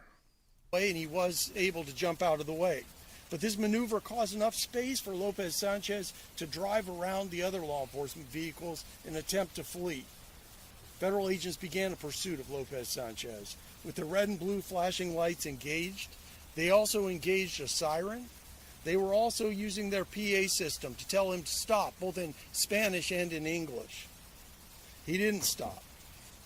An agent driving one of the law enforcement vehicles was able to position his vehicle. Level 5 access granted.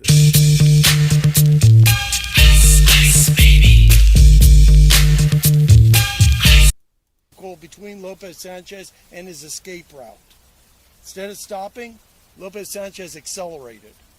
He accelerated crossing into the wrong lane of traffic in front of him. He was coming into ongoing traffic and he rammed the vehicle, injuring the 2 agents inside. That's the vehicle that's behind me here today. The ramming was so violent that it deployed all the airbags in the vehicle. 911 was called to assist the passenger in that vehicle, an ICE agent.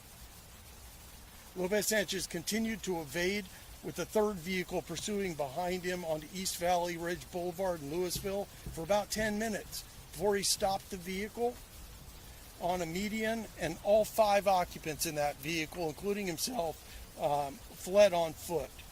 3 of the occupants were ultimately detained with the help of some of the civilians in the area. Lopez Sanchez was identified as the owner and the driver of the vehicle, and he remains at large today. I want to take this opportunity to thank the brave men and women of law enforcement. They're standing behind me, and they're representatives from ICE and the FBI. Not with us today is Louisville Police Department, but they were instrumental in this investigation as well and assisting the event as it occurred. These agencies work this case as a team, and they're working to keep us safe every single day. For the men and women in law enforcement, this isn't just a job. These are their homes. They want to do what everybody wants to do. They want to live in their communities safely. They work to protect their communities and themselves from safety, from danger. They swear an oath, each one of them, to enforce the Constitution and the laws of the United States, and that's exactly what they're doing today and what they were doing on that day. I'll now turn it over to FBI Special Agent in Charge, Assistant Special Agent in Charge, Jeremy Wright, who will talk about Lopez Sanchez's status as a fugitive. Thank you. Good morning. My name is Jeremy Wright. I'm an Assistant Special Agent in Charge for FBI Dallas. This is just the latest example of the increasing dangers that law enforcement faces on a daily basis. As U.S. Attorney Combs mentioned, after striking an ICE vehicle that was occupied by an ICE agent, Lopez Sanchez fled the scene in his truck.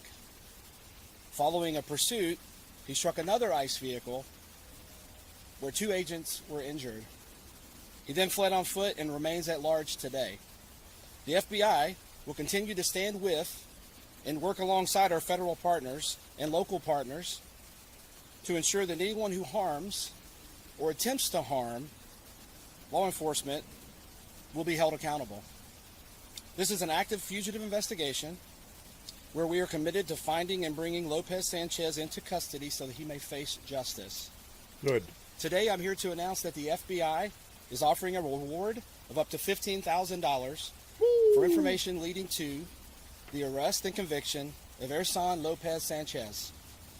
He's described as a Hispanic male from Honduras, standing 5 feet 8 inches tall, weighing 165 pounds. Oh, guys, total opposite.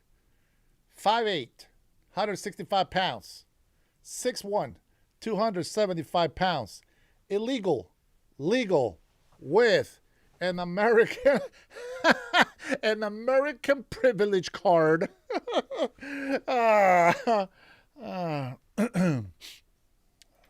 He has black hair and brown eyes.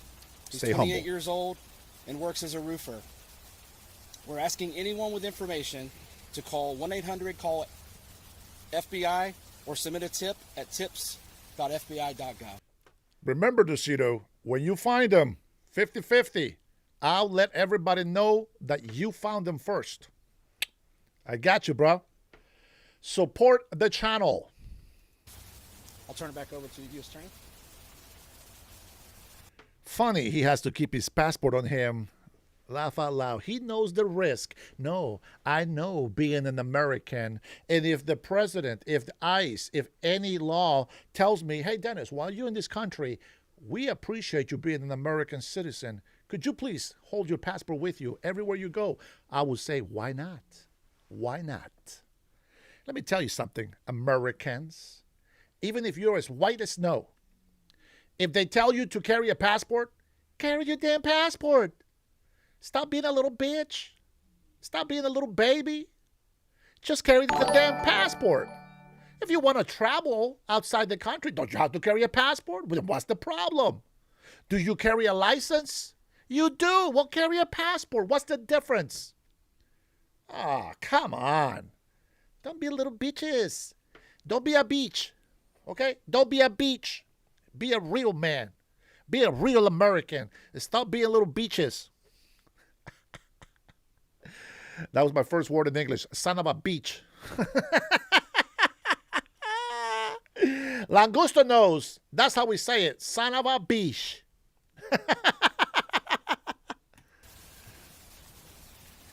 ¿Qué pasa, güey? When an illegal alien who should have never been in our country to begin with violently assaults our law enforcement in Texas, he'll be met with the full force of this Justice Department. What are your questions?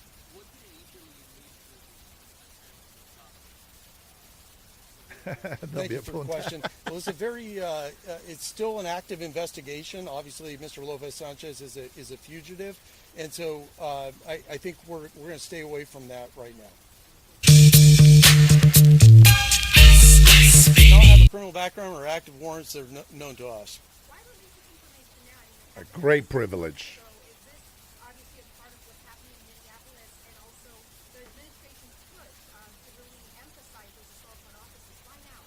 Well, there clearly are assaults on officers. This is an example, and it is happening. But the investigation into Lopez Sanchez has been ongoing. The search for Lopez Sanchez has been. You know what I find very interesting? Now, this is not to offend you, American people. I love you guys. You guys have different things here in this country. But I'm talking about all my Latino peoples, you know, especially Mexicans. Mexicans know, as a matter of fact, Mexican police always ask for papers. They always ask for your passport. They always ask for extra identification. And most Mexicans know that they have to carry their passport with them everywhere they go because that shows where they are born. That shows their nationality. That shows their citizenship. See, there's no other document that shows that. Unless you go and get a citizen's card. They used to have those. I don't know if that's still a thing. But if you don't have one, just get your passport, man. It's not that hard. It's not hard. I'm telling you, if the president said from now on, I want everybody, every American citizen in their country, every resident holder, every legal migrant that has a visa to be here, tourist or to work, carry your damn passport with you at all times. That's exactly what I would do. That's exactly what I would do. What's the problem? I don't understand. What is the problem? You entitled mofos. You don't do and you let nobody do. It's like, get out the way if you're not going to help. Just shut the hell up.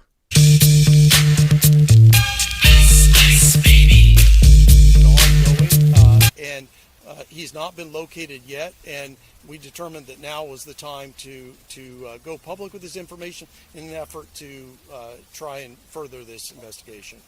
Docito, okay, that's crazy. That's pushing it a little bit too far. Now, the only reason why it has that, though, is because you have to understand that the Muslim religion, it's a government-made-up entity, a government-made-up religion.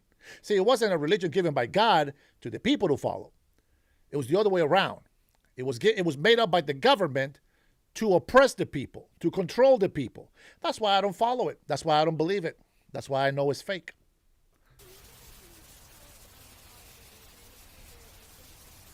I think I'm going to turn that one over to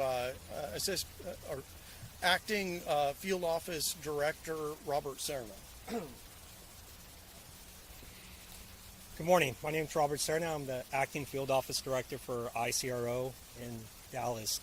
As far as that question, the officers did sustain some injuries, but I won't go into details into the severity of those injuries. We can see that Virgil might be a drug dealer or some sort of pimp. Carries money, but no identification.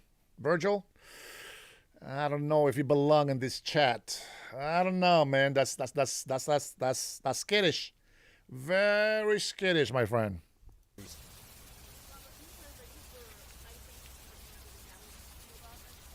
Yes, there were actually officers from Dallas ERO, but from our Oklahoma State. Guys, Democrats are also American, okay? Now, one thing you have to know, if you come into this chat, even though we give you guys some shit, we're like the big brothers. We'll pick on your ass, we will toss you around, we'll kick you around, but we won't let anybody else do that except for us, because you are our family. Now, when you start behaving and you grow up a little bit, you get to earn some respect, and you become part of the family instead of the runt of the family. You know what I'm saying? My Spanish translated to English is horrible sometimes. I apologize about that. That ain't right. City office.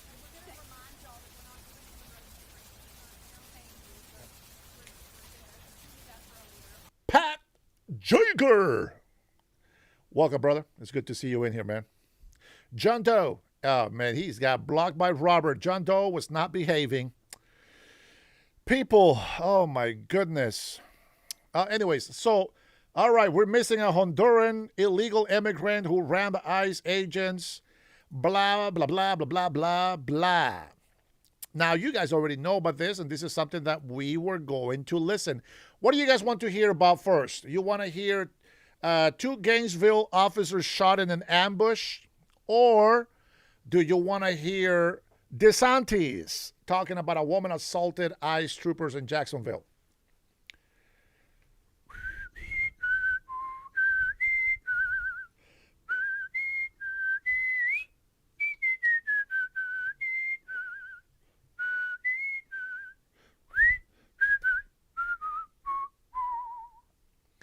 Let's go. Anybody. One vote. Well, I like DeSantis. Let's go with DeSantis. I know you guys are about to hate me right now. I love DeSantis. Okay? He got my vote. The only thing I didn't believe, man, listen, for the fight that he put against the libtards, I would have voted for DeSantis, but he just wasn't bully enough. You have to understand, this world, this country was being bullied by a bunch of bullies. Even third world countries were bullying us. DeSantis is a great governor, probably the greatest that I know of. Probably the greatest. I love him. I love DeSantis. If he was my governor, oh my gosh. I will be so proud right now. I will be so proud.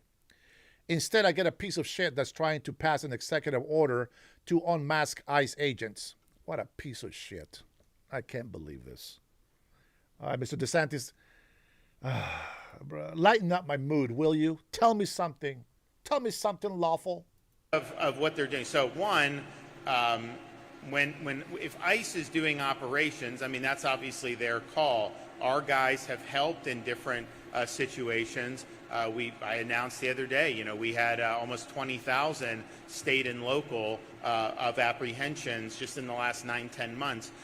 I do know there was a woman who came out and assaulted one of our troopers. Let me just tell you guys, this is not Minneapolis. That is not going to end well for you in Florida. You have a right to go out there and criticize government policy. You can go out there and protest within, obviously respected zones. But the idea that you're going to assault one of our troopers is unacceptable, and you are going to face consequences as a result of that. I support Israel 100%. It's a MAGA nation, and I support Israel 100%. I don't give a shit what anybody else thinks.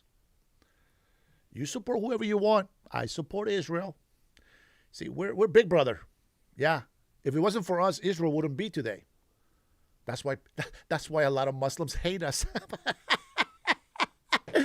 But God is on our side, my friend. God is on our side. The true God is in our side. So I'm not sure what all their what DHS is doing. Yes, our guys can assist. A lot of that is being driven by there. I was the other day out when we did the announcements. I think some of you were there at the Baker facility that we created, and that's worked very efficiently. That is an existing facility that kind of got retrofitted, and you've had folks go, process, and then they're able to be flown out. So all in all, Florida's really leading the way. But, you know, there was you have these politicians in Minnesota, and they're attacking DHS or attacking ICE agents. They're doing all that, and you have a lot of conflict. And they were like, why aren't they in Florida or some of these places? And the reason why you don't see, because we're cooperating. You know, we believe that, you know, we have. DeSantis is the man, man. What can you do?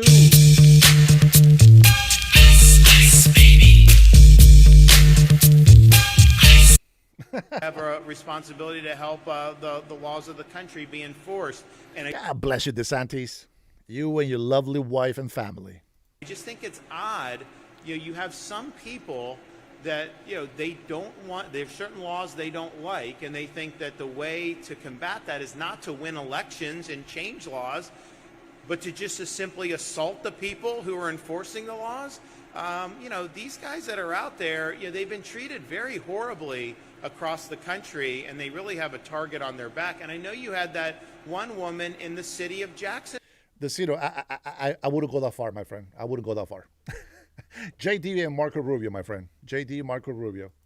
Government putting out information.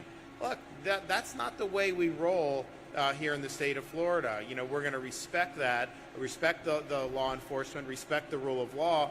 And, you know, if you want an open border or an amnesty or something like that, you know, the way to do that, I wouldn't support that, but there's a process. Reality is, this last election, presidential election, was decided in significant part because the outgoing incumbent had opened the border, and it caused a lot of problems with many millions of people coming in illegally, including Maduro sending people to the border from Venezuela. He was emptying out his prisons, and he was sending them here to the United States. That's why when we did the Martha's Vineyard transport, most of the people on that first flight were from Venezuela. And there were a lot of people that said, oh, the governor's really done it now. The Venezuelan Americans aren't going to vote for him, you know, down in South Florida. And in fact, next time I was down there, they were high-fiving me because they're like, Maduro is sending. And that's not what they wanted to see. So, you know, you just see, you know, this stuff all the time repeat itself in terms of some of the shenanigans. But that is something that these guys have a right to be discharging their duties and to get involved with any type of assault. You know, look, in Portland, do they let you throw bricks at police and all this and get them? Yeah, maybe they do. I don't know. It's not a place that I would ever be able to get elected dog catcher in, so I don't concern myself with why. But in Florida, that just ain't the way it's going to work.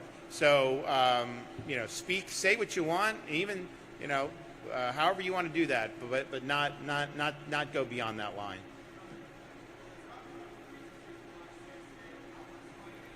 Yeah, he looks very sexy. Thank you, X.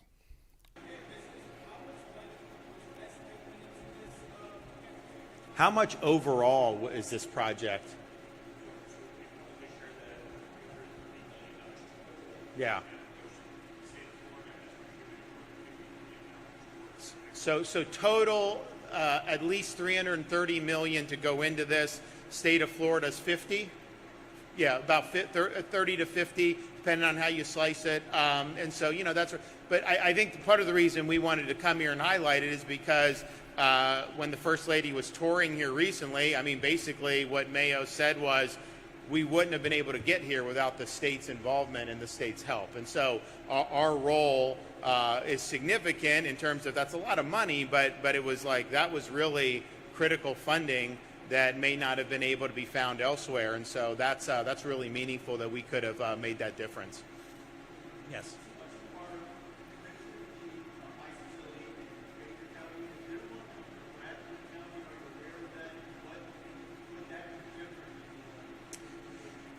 So the question's about, are there going to be any additional facilities where we're helping ICE with the processing, detention, and then hopefully rapid deportations for people here illegally? There's not been any new ones that have been approved by DHS. And so we do have potential for Panhandle. We have potential for more in South Florida. But ultimately, we're not going to do it unless it's approved and unless the reimbursements are authorized. And like I said before, even with the first day we opened the first one, I don't want these things to be permanent. I want DHS to have enough staging ability where they can run these operations on their own without us having to provide. But we do have a lot of know-how. We have good logistical operations, our Department of Emergency Management, all the different agencies that have worked, and it's been a huge help for them to be able to do it. So if it's needed and they want to authorize it, we could do it. But as of now, none of those additional facilities, have received that pre-authorization that our other existing two have had. And I just think it's important. I mean, I on some of this stuff, clearly it costs money, when you have more illegal immigration, because it costs uncompensated health care, schools, anything with criminal justice. There's just a whole litany of things, right? So you save money, if you have, legal workforce, immigration is legal and all that. But at the same time, we've been told for how many years, Florida, you can't do this. It's the federal government's responsibility. And there are things we wanted to do even more significantly under Biden, and the courts would view no. So I do think that they have to do their role as well. And I know that they're committed to doing that. And I know they got a lot of irons in the fire. But if we do get approval, you could see that. I think we've got certainly probably two more that could go relatively quickly, but it's really dependent on DHS and whether they want to give the go-ahead on it. Thank you, DeSantis. You are the best in Florida. Though, I want Reynolds to be the next governor. If DeSantis is going to go, it has to be Reynolds. All right? I want a black Republican to be the governor there in Florida. Because I'm going to tell you guys, my only escape, if I was to lose the race here in Washington State, I will have to throw the towel down. And, well, I got to say, I gave him my best. If I can't be the governor in Washington State, I'm just going to move down to Florida and hope for the best. Hope for the best. And the reason for that, it's if I live in California, forget California. I lived there already. It's a hellhole. If I lived in Florida, it would be so much easier for me to travel to Honduras. And honestly, I want to be able to go visit Salvador. If I get enough money on this next trip that I'm going to make, I will probably travel to El Salvador just to see some of the areas in El Salvador, try to visit a little beach or something in El Salvador. It's about 7.5 hour drive from where I actually stay when I go to Honduras. So if I raise enough money to be able to go to Salvador, I will definitely go visit Salvador and see what's up. All right. Hopefully, yes. Byron Donalds. I always say Reynolds. My bad, bro. My bad, man. Byron Donalds. That's what I'm talking about.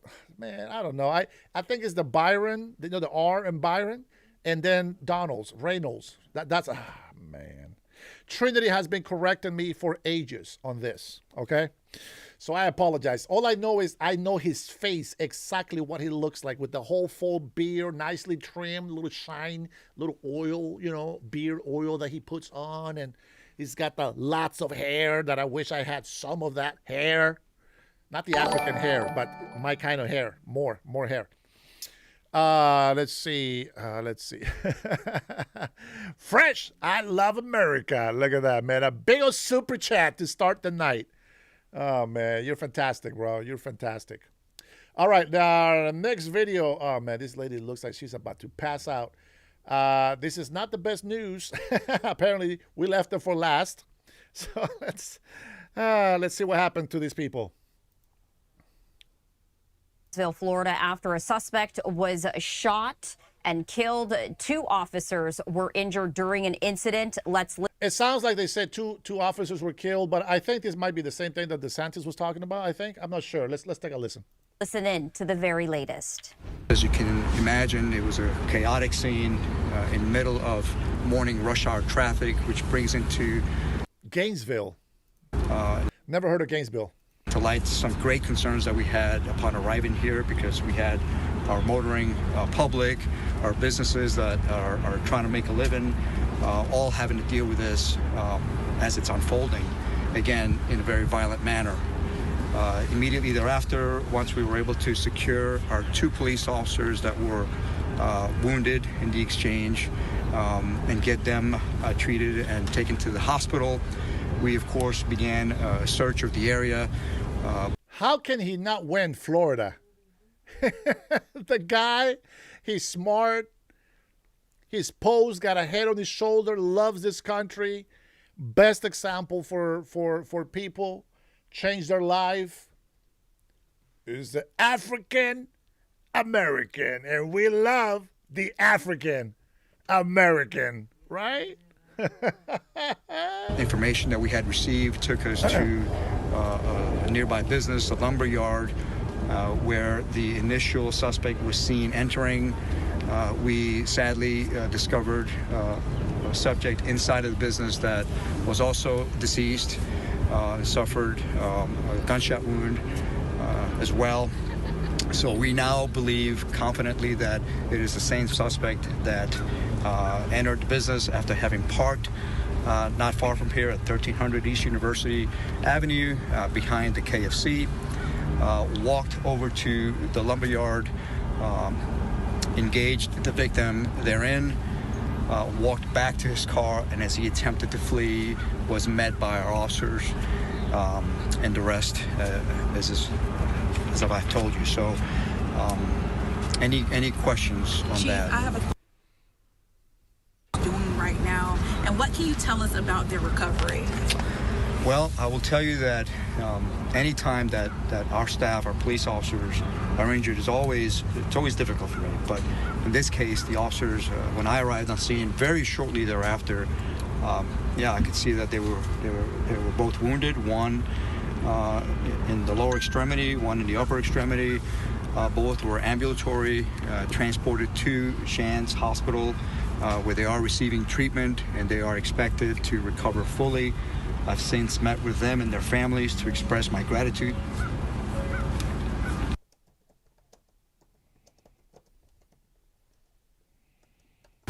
And their actions today, which resulted not only in essence, neutralizing somebody who's out to commit murder. Man, this life sucks. It's not. It looks like my last life where everybody left me. So we're not gonna we're not gonna listen to it. I don't really care about that story. I really don't care about that story. But I will read. What was it? I wanted to read. Okay, that's right. We're gonna go to my X account. And guys, we are getting there. I'm going to go ahead and allow for a few people to call in and ask a question or make a comment. Okay, but it's going to be just ask the question, make a comment. That's it. No explanations of the whole World War I and II and the slavery days and how the earth was formed and how the moon crashed and became the night and the days and the day, okay? Nothing like that. Just a quick question, quick comment, whatever. All right, let's see. President Trump says, it is my great honor to announce that the Board of Peace has been formed. The members of the board will be announced shortly, but I can say with certainty that it is the greatest and most prestigious board ever assembled at any time, any place. Thank you for your attention to this matter, Donald J. Trump, President of the United States of America. Great financial numbers were released today. Our country has never done better. Interesting. So many people ask me the reasons for this, and I will tell them in just one word. Tariff. I agree with him, 100%. I agree with him. It is what it is. We've taken in hundreds of billions of dollars, 200 in 2025, just to be exact, with virtually no inflation, meaning that we are where we're supposed to be. Don't go with, oh my God, is it 2.3, is it 3 point? We are exactly where we're supposed to be with inflation. Given everything that the corrupted politicians on the Democratic side have been doing, I said we're doing pretty damn good. Pretty good. Pretty good. That's what I'm saying. National security has never been as strong as it is today.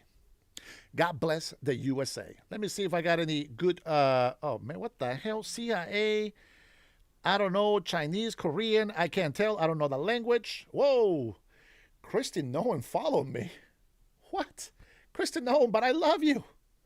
Oh my goodness. Oh man, I feel so honored. Can you believe that? Christy Nolan. You see how it doesn't say verified next to it? I don't think that's the real Christian Owens. I am following Christian Owens, the real one.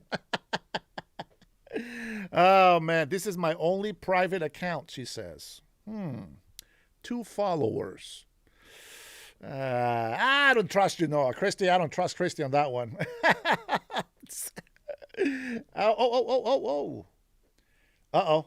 AOC. Here, you guys want to hear AOC?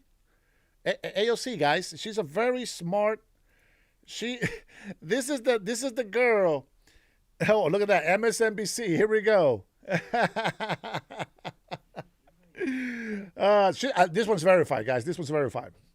AOC is the perfect candidate for president, according to the pizza guy. Oh man, let's just listen. And Chicago, we have to help her win. Because we know that Donald Trump would sell this country for $1 if it meant lining his own pockets and greasing the palms of his Wall Street friends. And ask AOC how much money she's made being a politician talking shit about Trump.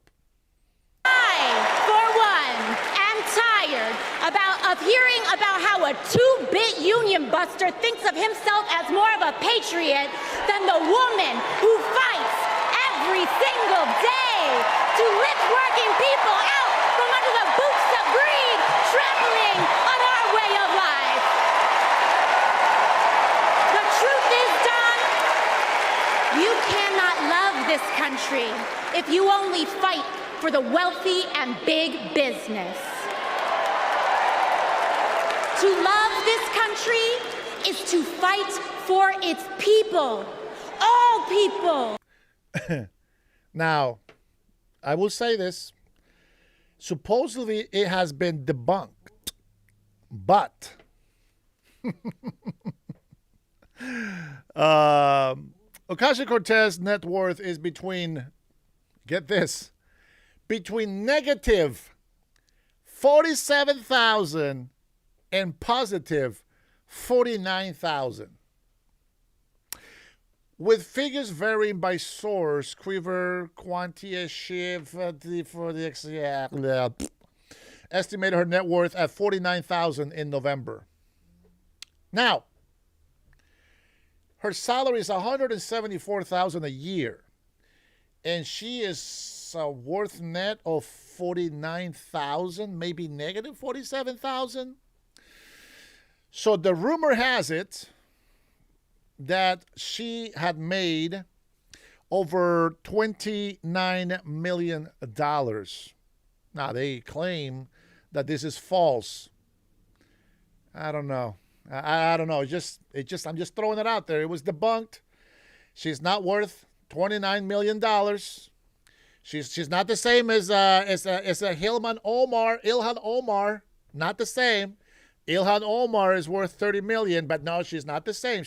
They were saying $29 million for AOC, but they say that was a lie. So yeah, it is what it is. Manuel Correa loves AOC.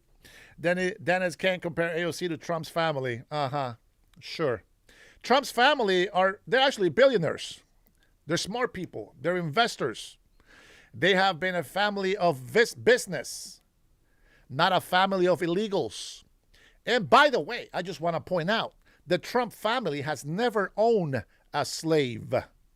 And everybody else has. Isn't that crazy? That's crazy. That is crazy. All right, that's enough of AOC bullshit, acting like she's in a gospel church because there's a lot of black people that she's talking to. I am buying it. She needs to go back to bartending. Oh, whoa, what's this? Washington, good news. There are reports of ICE agents going door to door in Seattle and surrounding areas. Man, I hope they come over here. I will be ready. Sarah Joy Brocksmith, a.k.a. Mossy Matriarch, appears to be inciting violence against ICE agents using stand your ground laws. Right. Sarah is aligned with Antifa. Go figure. Let's take a listen. Here we go, Americans. Hopefully she doesn't have some dumb language or music on here. Hey, y'all. I am not at home today because ICE is now going door to door in Washington State in Tacoma, Olympia, Everett, Linwood, and I think Seattle as well. So, super. I'm gonna look for them. I am going to look for them. I hope I get a selfie, man. I hope I get a selfie. And every time these libtards come in here and say that I should be deported, I am going to bust out the big-ass frame. I'm going to put it as my background on the computer, by the way. I'll put it as a background on my computer and just show you all these beautiful ICE agents around me. Maybe one or two. We'll see. We'll see. We'll see. But hey, welcome to the Herrera house. Bam! You people. You people. Super fun. We know they are not.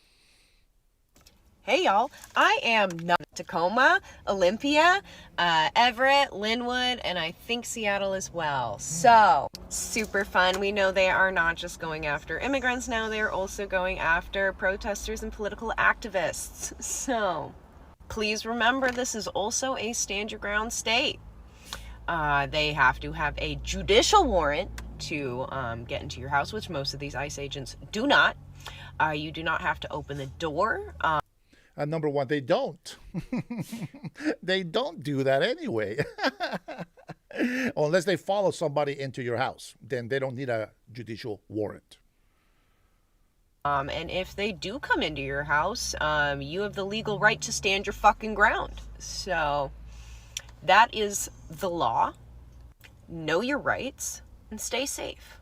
We officially have a secret police force going door to door to anyone's house. Literally anybody, just to see. A secret police force. She's not very bright. She's not very bright. If there is somebody they would like to take in. No, they don't come to a place unless they actually are searching for a person that they know for sure they are here. And if they have to enter into the house, they will have a warrant. Side there. Welcome to 1930s Germany, folks. I wish these motherfuckers knew about 1934's Germany. Dumbass people. You wouldn't be driving your damn car right now. You wouldn't even be able to yell at ICE agents. You wouldn't be obstructing justice. What an ignorant freaking comment. And you libtards make me sick. Sick! I'm just kidding. I don't give a shit. If you guys want to make an ass out of yourselves, that's you guys, not me. People still give me shit for that fucking comparison, but we're here! Never fails, man. Libtards always act the same, man. Deliver us from liberal white women. Once you realize that Antifa are Democrat foot soldiers, everything will make sense. That's very interesting. Kamikaze Karen. A liberal, mostly white woman. Of a certain age willing to put her or their life on the line negligently for groups of people without familial, emotional, or economic ties, often with a falsely inflated sense of self-entitlement. A politically motivated and or brainwashed white middle-aged woman seeking misguidedly false martyrdom through aggressive words and actions, often associated with virtue signaling, victimhood, and social justice causes. That Kamikaze Karen effed around and found out. Not my words, I'm just reading what it says. You know, why don't we, let's take a look. You know, fascist, that word, Let's see. What does fascist mean, guys? Because people throw that word around. And let's take a look. Let's see what Google has updated on the word fascism. Here we go. Fascism is a far right, authoritarian political ideology emphasizing extreme nationalism. Okay, I'm a nationalist. Militarism. I believe in the military. I support National Guard on the ground to preserve the peace of the American people. Okay. Centralized state led by a dictator. I don't know about that one. Subordinating individual rights to the nation's perceived interest. No, we follow the Constitution all the way. And often characterized by suppressing opposition. Yeah, well, that's just the leftists being extreme leftists. It rejects liberalism. Yes. It rejects democracy. No. Communism. Yes. Promising national rebirth through unity, order, and strength, often targeting minority groups as enemies. No. So I think that you guys throwing out the word fascist, you guys are a bunch of bullshit. Bullshit bags. That's what you guys are. You are a sack of mierda. Or as my French will say, merde. But some of it, though, some of it is right. I think some of it is right. Why do we look like authoritarians now? Because the doofus on the Democratic Party and presidents before have let this country go down to shit. So now we need a leader that will correct every single thing that has been done wrong. See, you libtards have been so entitled, so racist, so bigoty, so fascist, such liars, Marxist, communist, socialist, that you've forgotten what it's like to be an American patriot. So before you go judging the right, calling them fascists and bigots and authoritarian and dictators, think about yourself and ask one question. What the hell have you done for this country lately? How many jobs have you created? None. Oh, that makes sense. How many social services do you receive? Very interesting. I'm going to tell you something. The one thing I respect about Pizza Guy, the guy works his ass off. He works 60 plus hours every week. The guy is making his money. Matter of fact, I haven't shown you the video, but I made a quick video of him leaving the parking lot. Let me see if I can show you here. I don't know if you see a naked picture of me in here, I'm sorry. But I'm going to try to show you a video of him leaving.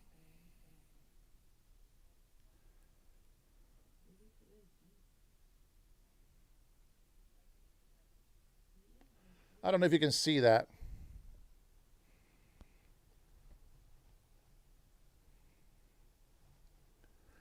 That's the rig that he drives. That's a big-ass 18-wheeler, I tell you that right now. I have respect for Pizza Guy.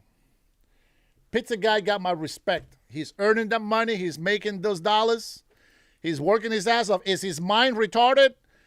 Probably, because he supports Democrats 100%. But you know what? At least he is doing what is right. He actually, listen, besides being wrong, okay? Besides being wrong about politics, the guy's a hard worker. He is an American. He's Indian descent, but he was born here. Not Indian from India, not Indian like us in America. But he was born here. He works his ass off. He loves his mom, loves his sister, loves his family oriented. You know, I don't know why he thinks AOC and all these dumbass people are very smart. You know, maybe his IQ is not all there, but he's not stupid. I'm telling you, I talked to him. He talks very well. He talks very good. He talks very good. And his thoughts are backwards. But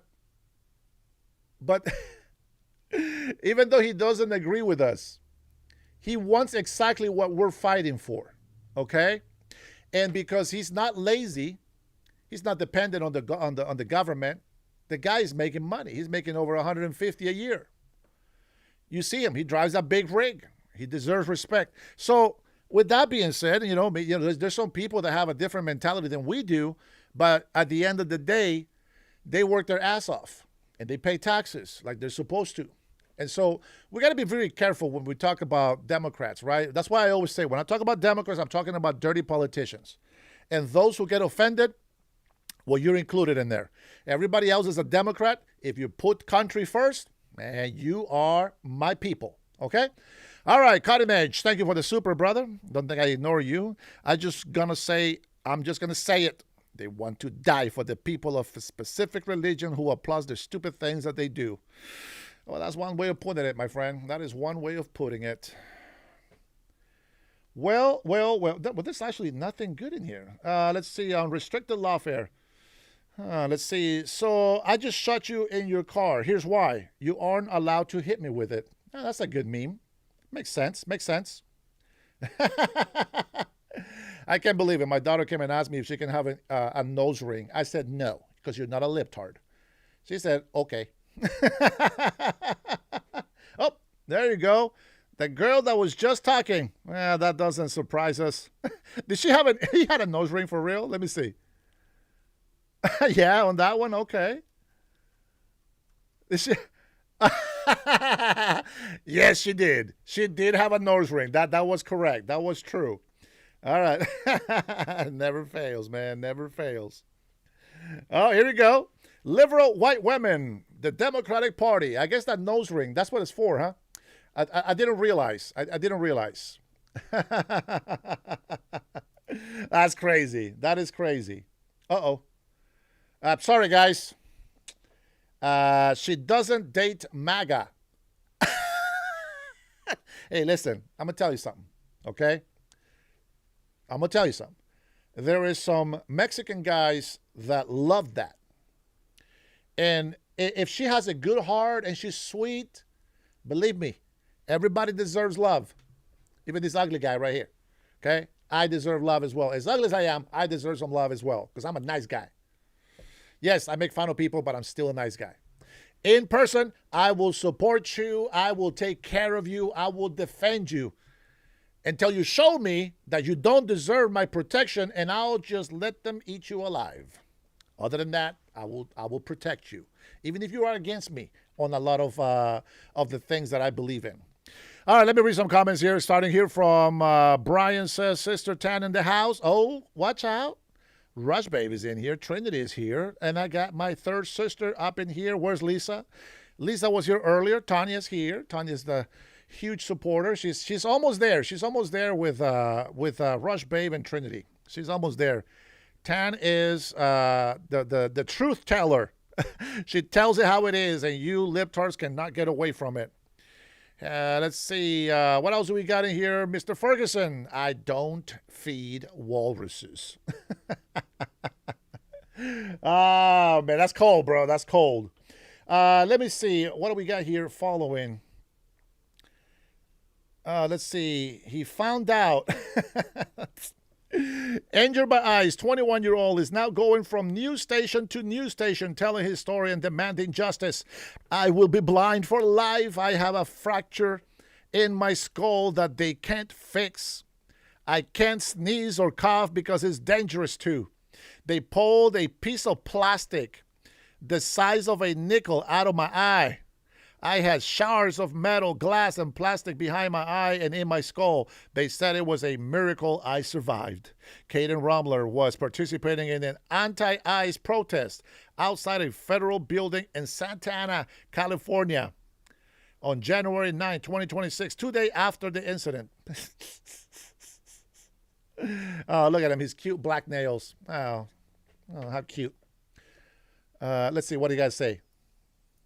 Prognosis. Will you be blind in that eye for life? From what I've heard the doctors say and everyone else, yes, I will be blind for life. They said my... But better blind than dumb for the rest of your life. I hope he learned his lesson and he never goes back out there. Oh, man. Look at that hottie. Kristen Noem, performance as U.S. Secretary of Homeland Security, 110%. 110%. That is one hot grandmother right there. Hot grandmother. This is the opposite of hot. We're not going to listen to that crap. Let's see. 2028 presidential election. Kamala Harris wins by 48 to 42. Oh, man. We're in trouble, guys. We are in trouble. A lot of libtards are recruiting retards to vote Democrat.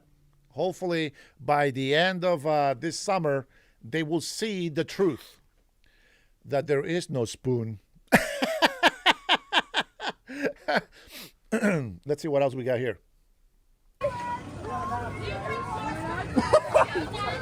That's what a Nazi would say. That's what a Nazi would say.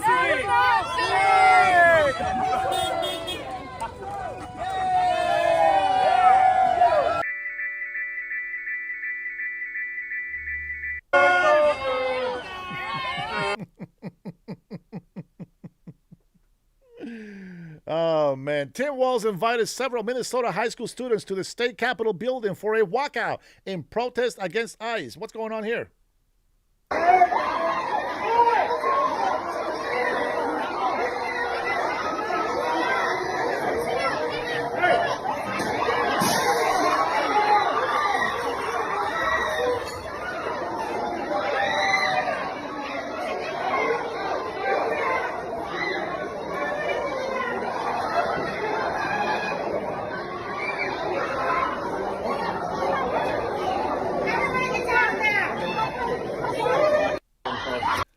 You're not going to believe this, but I've been getting a lot of, this last couple of weeks, I've been getting a lot of deja vus with the clips that I showed you, with the things that I say, with the comments on the chat.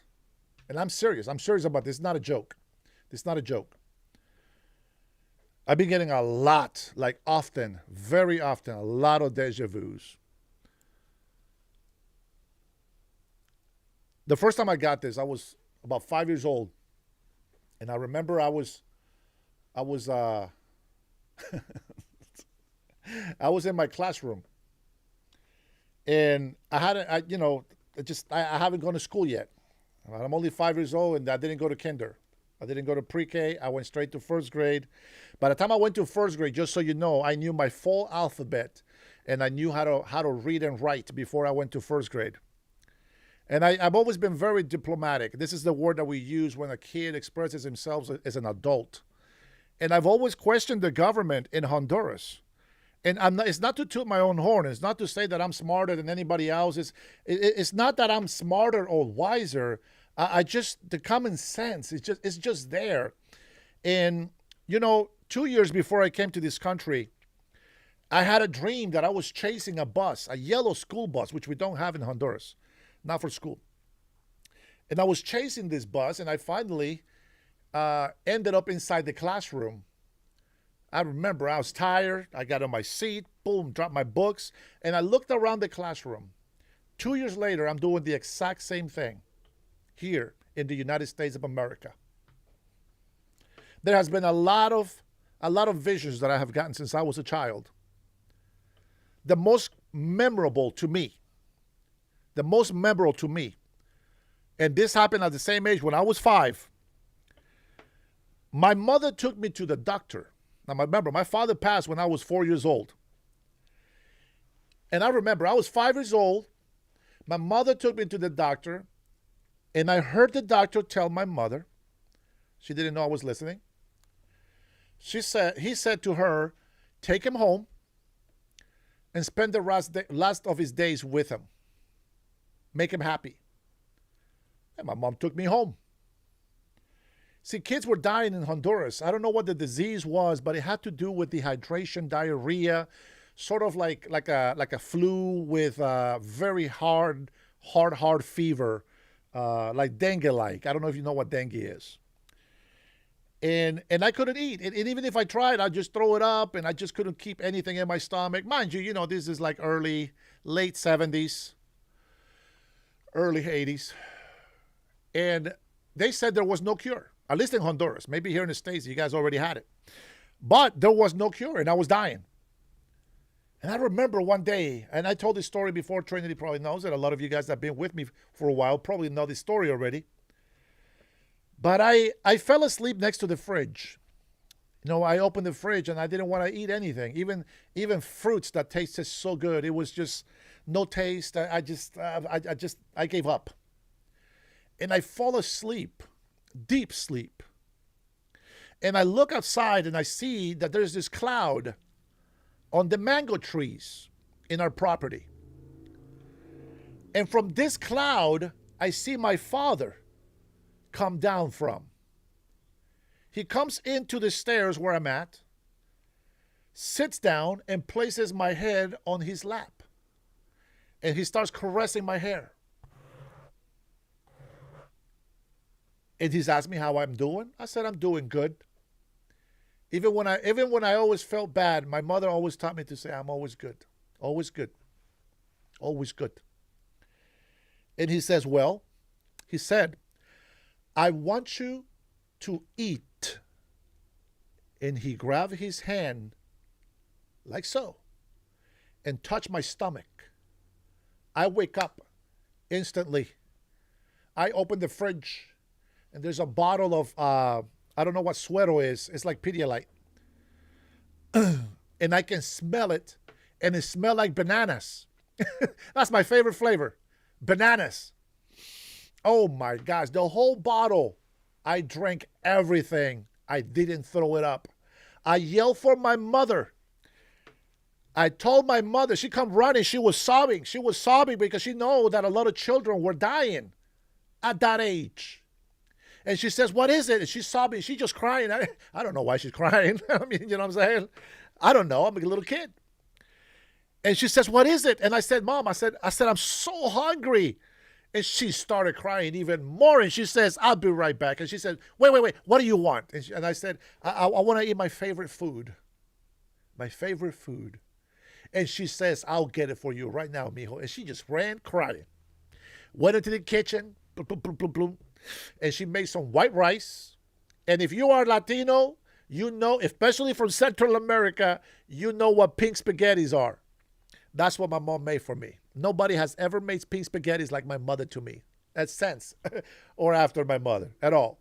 So maybe when I go to Honduras, I'll see if somebody makes them and see if I can test them. Okay. But she made this for me. She brought me a bowl, like a small bowl, you know. And man, I'm just tearing it up. I'm just eating it. Wait, this is not the good part. And she says, do you want more? And I say, yes, I want doubles. Thank you. And she gives me another plate. Oh my gosh, my belly was so full. There was no diarrhea. There was no fever. I was satisfied. I believe that day an angel of God who came in the shape of my father came to heal me. With God's grace. And I'm very grateful. Now, that's not the best part.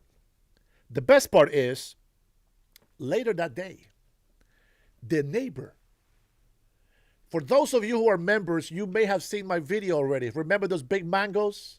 Remember I showed you the property where I grew up? And I show you where the big mangoes are? Well, the neighbor lived there. And it was just a fence, a wire fence. His name was Don Chilo. I will never forget it. I don't know what the hell his real name is. I just know his name is Don Chilo, okay? And he came to my mom, and I'm listening to them talk. And she says, Lita. That's what they used to call my mom. Maria Angelita. So they always call her Lita. And she says, Lita, I said, this is so weird. I had a dream last night. I had a dream that I woke up very early in the morning. You have to understand this. My mother will always get up before sunrise to start cleaning, to start cooking, making coffee, etc. And I will get up with her, except I was too tired, too weak, so I fell asleep right on the floor. So he says, it was a weird dream, he says, because I couldn't talk. Listen to this. This testimony is the most powerful testimony I have ever experienced in my life. He says, I saw a cloud on the mango trees. And I saw your husband coming down from this cloud. But he said, but I couldn't talk. I couldn't move. I wanted to say something, and I couldn't. He said, I felt weak and fell to my knees. And my mom started sobbing uncontrollably. She started shaking. That, my friends, the biggest miracle in my life. And, you know, even though I haven't been perfect, been rebellious, I had a very bad childhood while my mother was gone, of course. Many people already know. We won't touch that again, probably on another time.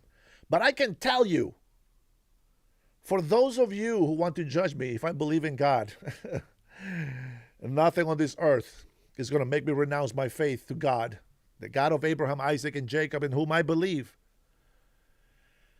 I am so grateful to God. Has there been many times in my life where I said, I wish I was never born? Sure. Has there been many times in my life where I didn't want to live anymore? Sure. But God always saved me from that. And I'm very grateful. I am very, very grateful. So I can go here and joke with you, and I can tell you things about God, and then I can tell you things about politics. You can think I'm a hateful guy. You can think that I'm just this BS guy, blah, blah, blah. You can think whatever you want. Listen, I'm not going to make excuses for you. I'm not going to pretend to be a nice guy or a funny guy or a sad guy or an angry guy. I am me 100% all the time. I go from happy to not so happy. I go from being angry to being passionate. Listen, I am a human being with lots of thoughts, lots of knowledge in my head that you wouldn't know what to do with. Do I know everything? No, but I know a lot about every little thing that I can get in my brain. And the only thing I can tell you is there's some things that I can't deny. And that's one is God exists. That Jesus Christ exists and the Holy Spirit exists. I cannot deny that ever. And the other thing that I can't deny is that God is a God of order and laws. And if the land has laws, we have to respect them. If you don't want to abide by those laws, then you find a different place that has different laws. And I invite you and I encourage you that if you find another country that has better laws, better lives, better freedom, more opportunities, more access for you to be fruitful, prosperous, loving, peaceful, joyful, for you and your family to be free, completely free, go to it. Go to it. If you really believe that you as a migrant have built this country for the better, I encourage you, go back to your homeland and build that land. Prove it to the world how wonderful and mighty you are. But I can tell you, I'm weak. I can't do anything. But I let God work through me. And because God is strong, makes me strong. God is everything. I am nothing. If God wants me to have something, I'll have it. If God wants to give me something, He will give it. If it is His will, it will be done. Can I question God? Sure. You can always question, why is this happening? Oh, well, now I know. You can always question. Try that in the Muslim religion. Try to question it. Go on. Go question Muhammad. Go question Islam. Go question anything about Muslims in a Muslim country. Not here. Over here, everybody, nobody gives a shit. But I'm serious. This is the greatest country on earth. Hands down. Hands down. And I, my friends, I am very grateful. And I'm going to tell you, I always ask for, to forgive me because I do get emotional. I am an emotional. I'm a very strong man, but I'm a sensitive man. I have a sensitive soul, as they say. And you know what? I am very grateful that God has given me the life He's given me.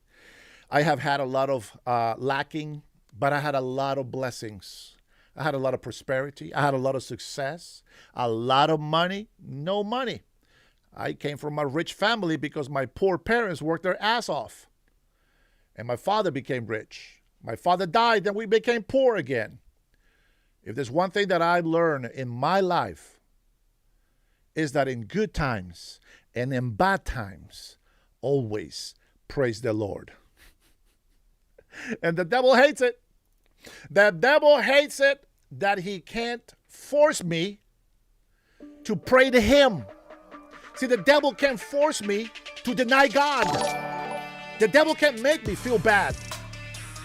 I will always stand for what's right. I will always have righteous anger. I will judge righteously. I will never condemn anybody, but they will condemn themselves. All I can do is share my word with you, which sometimes is given by God and sometimes it's just my opinion. But to say that God is great is an understatement.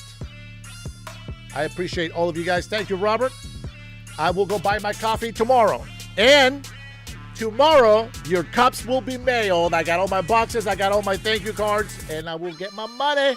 So you'll get it. Absolutely. 100% tomorrow, I promise. They will be shipped out.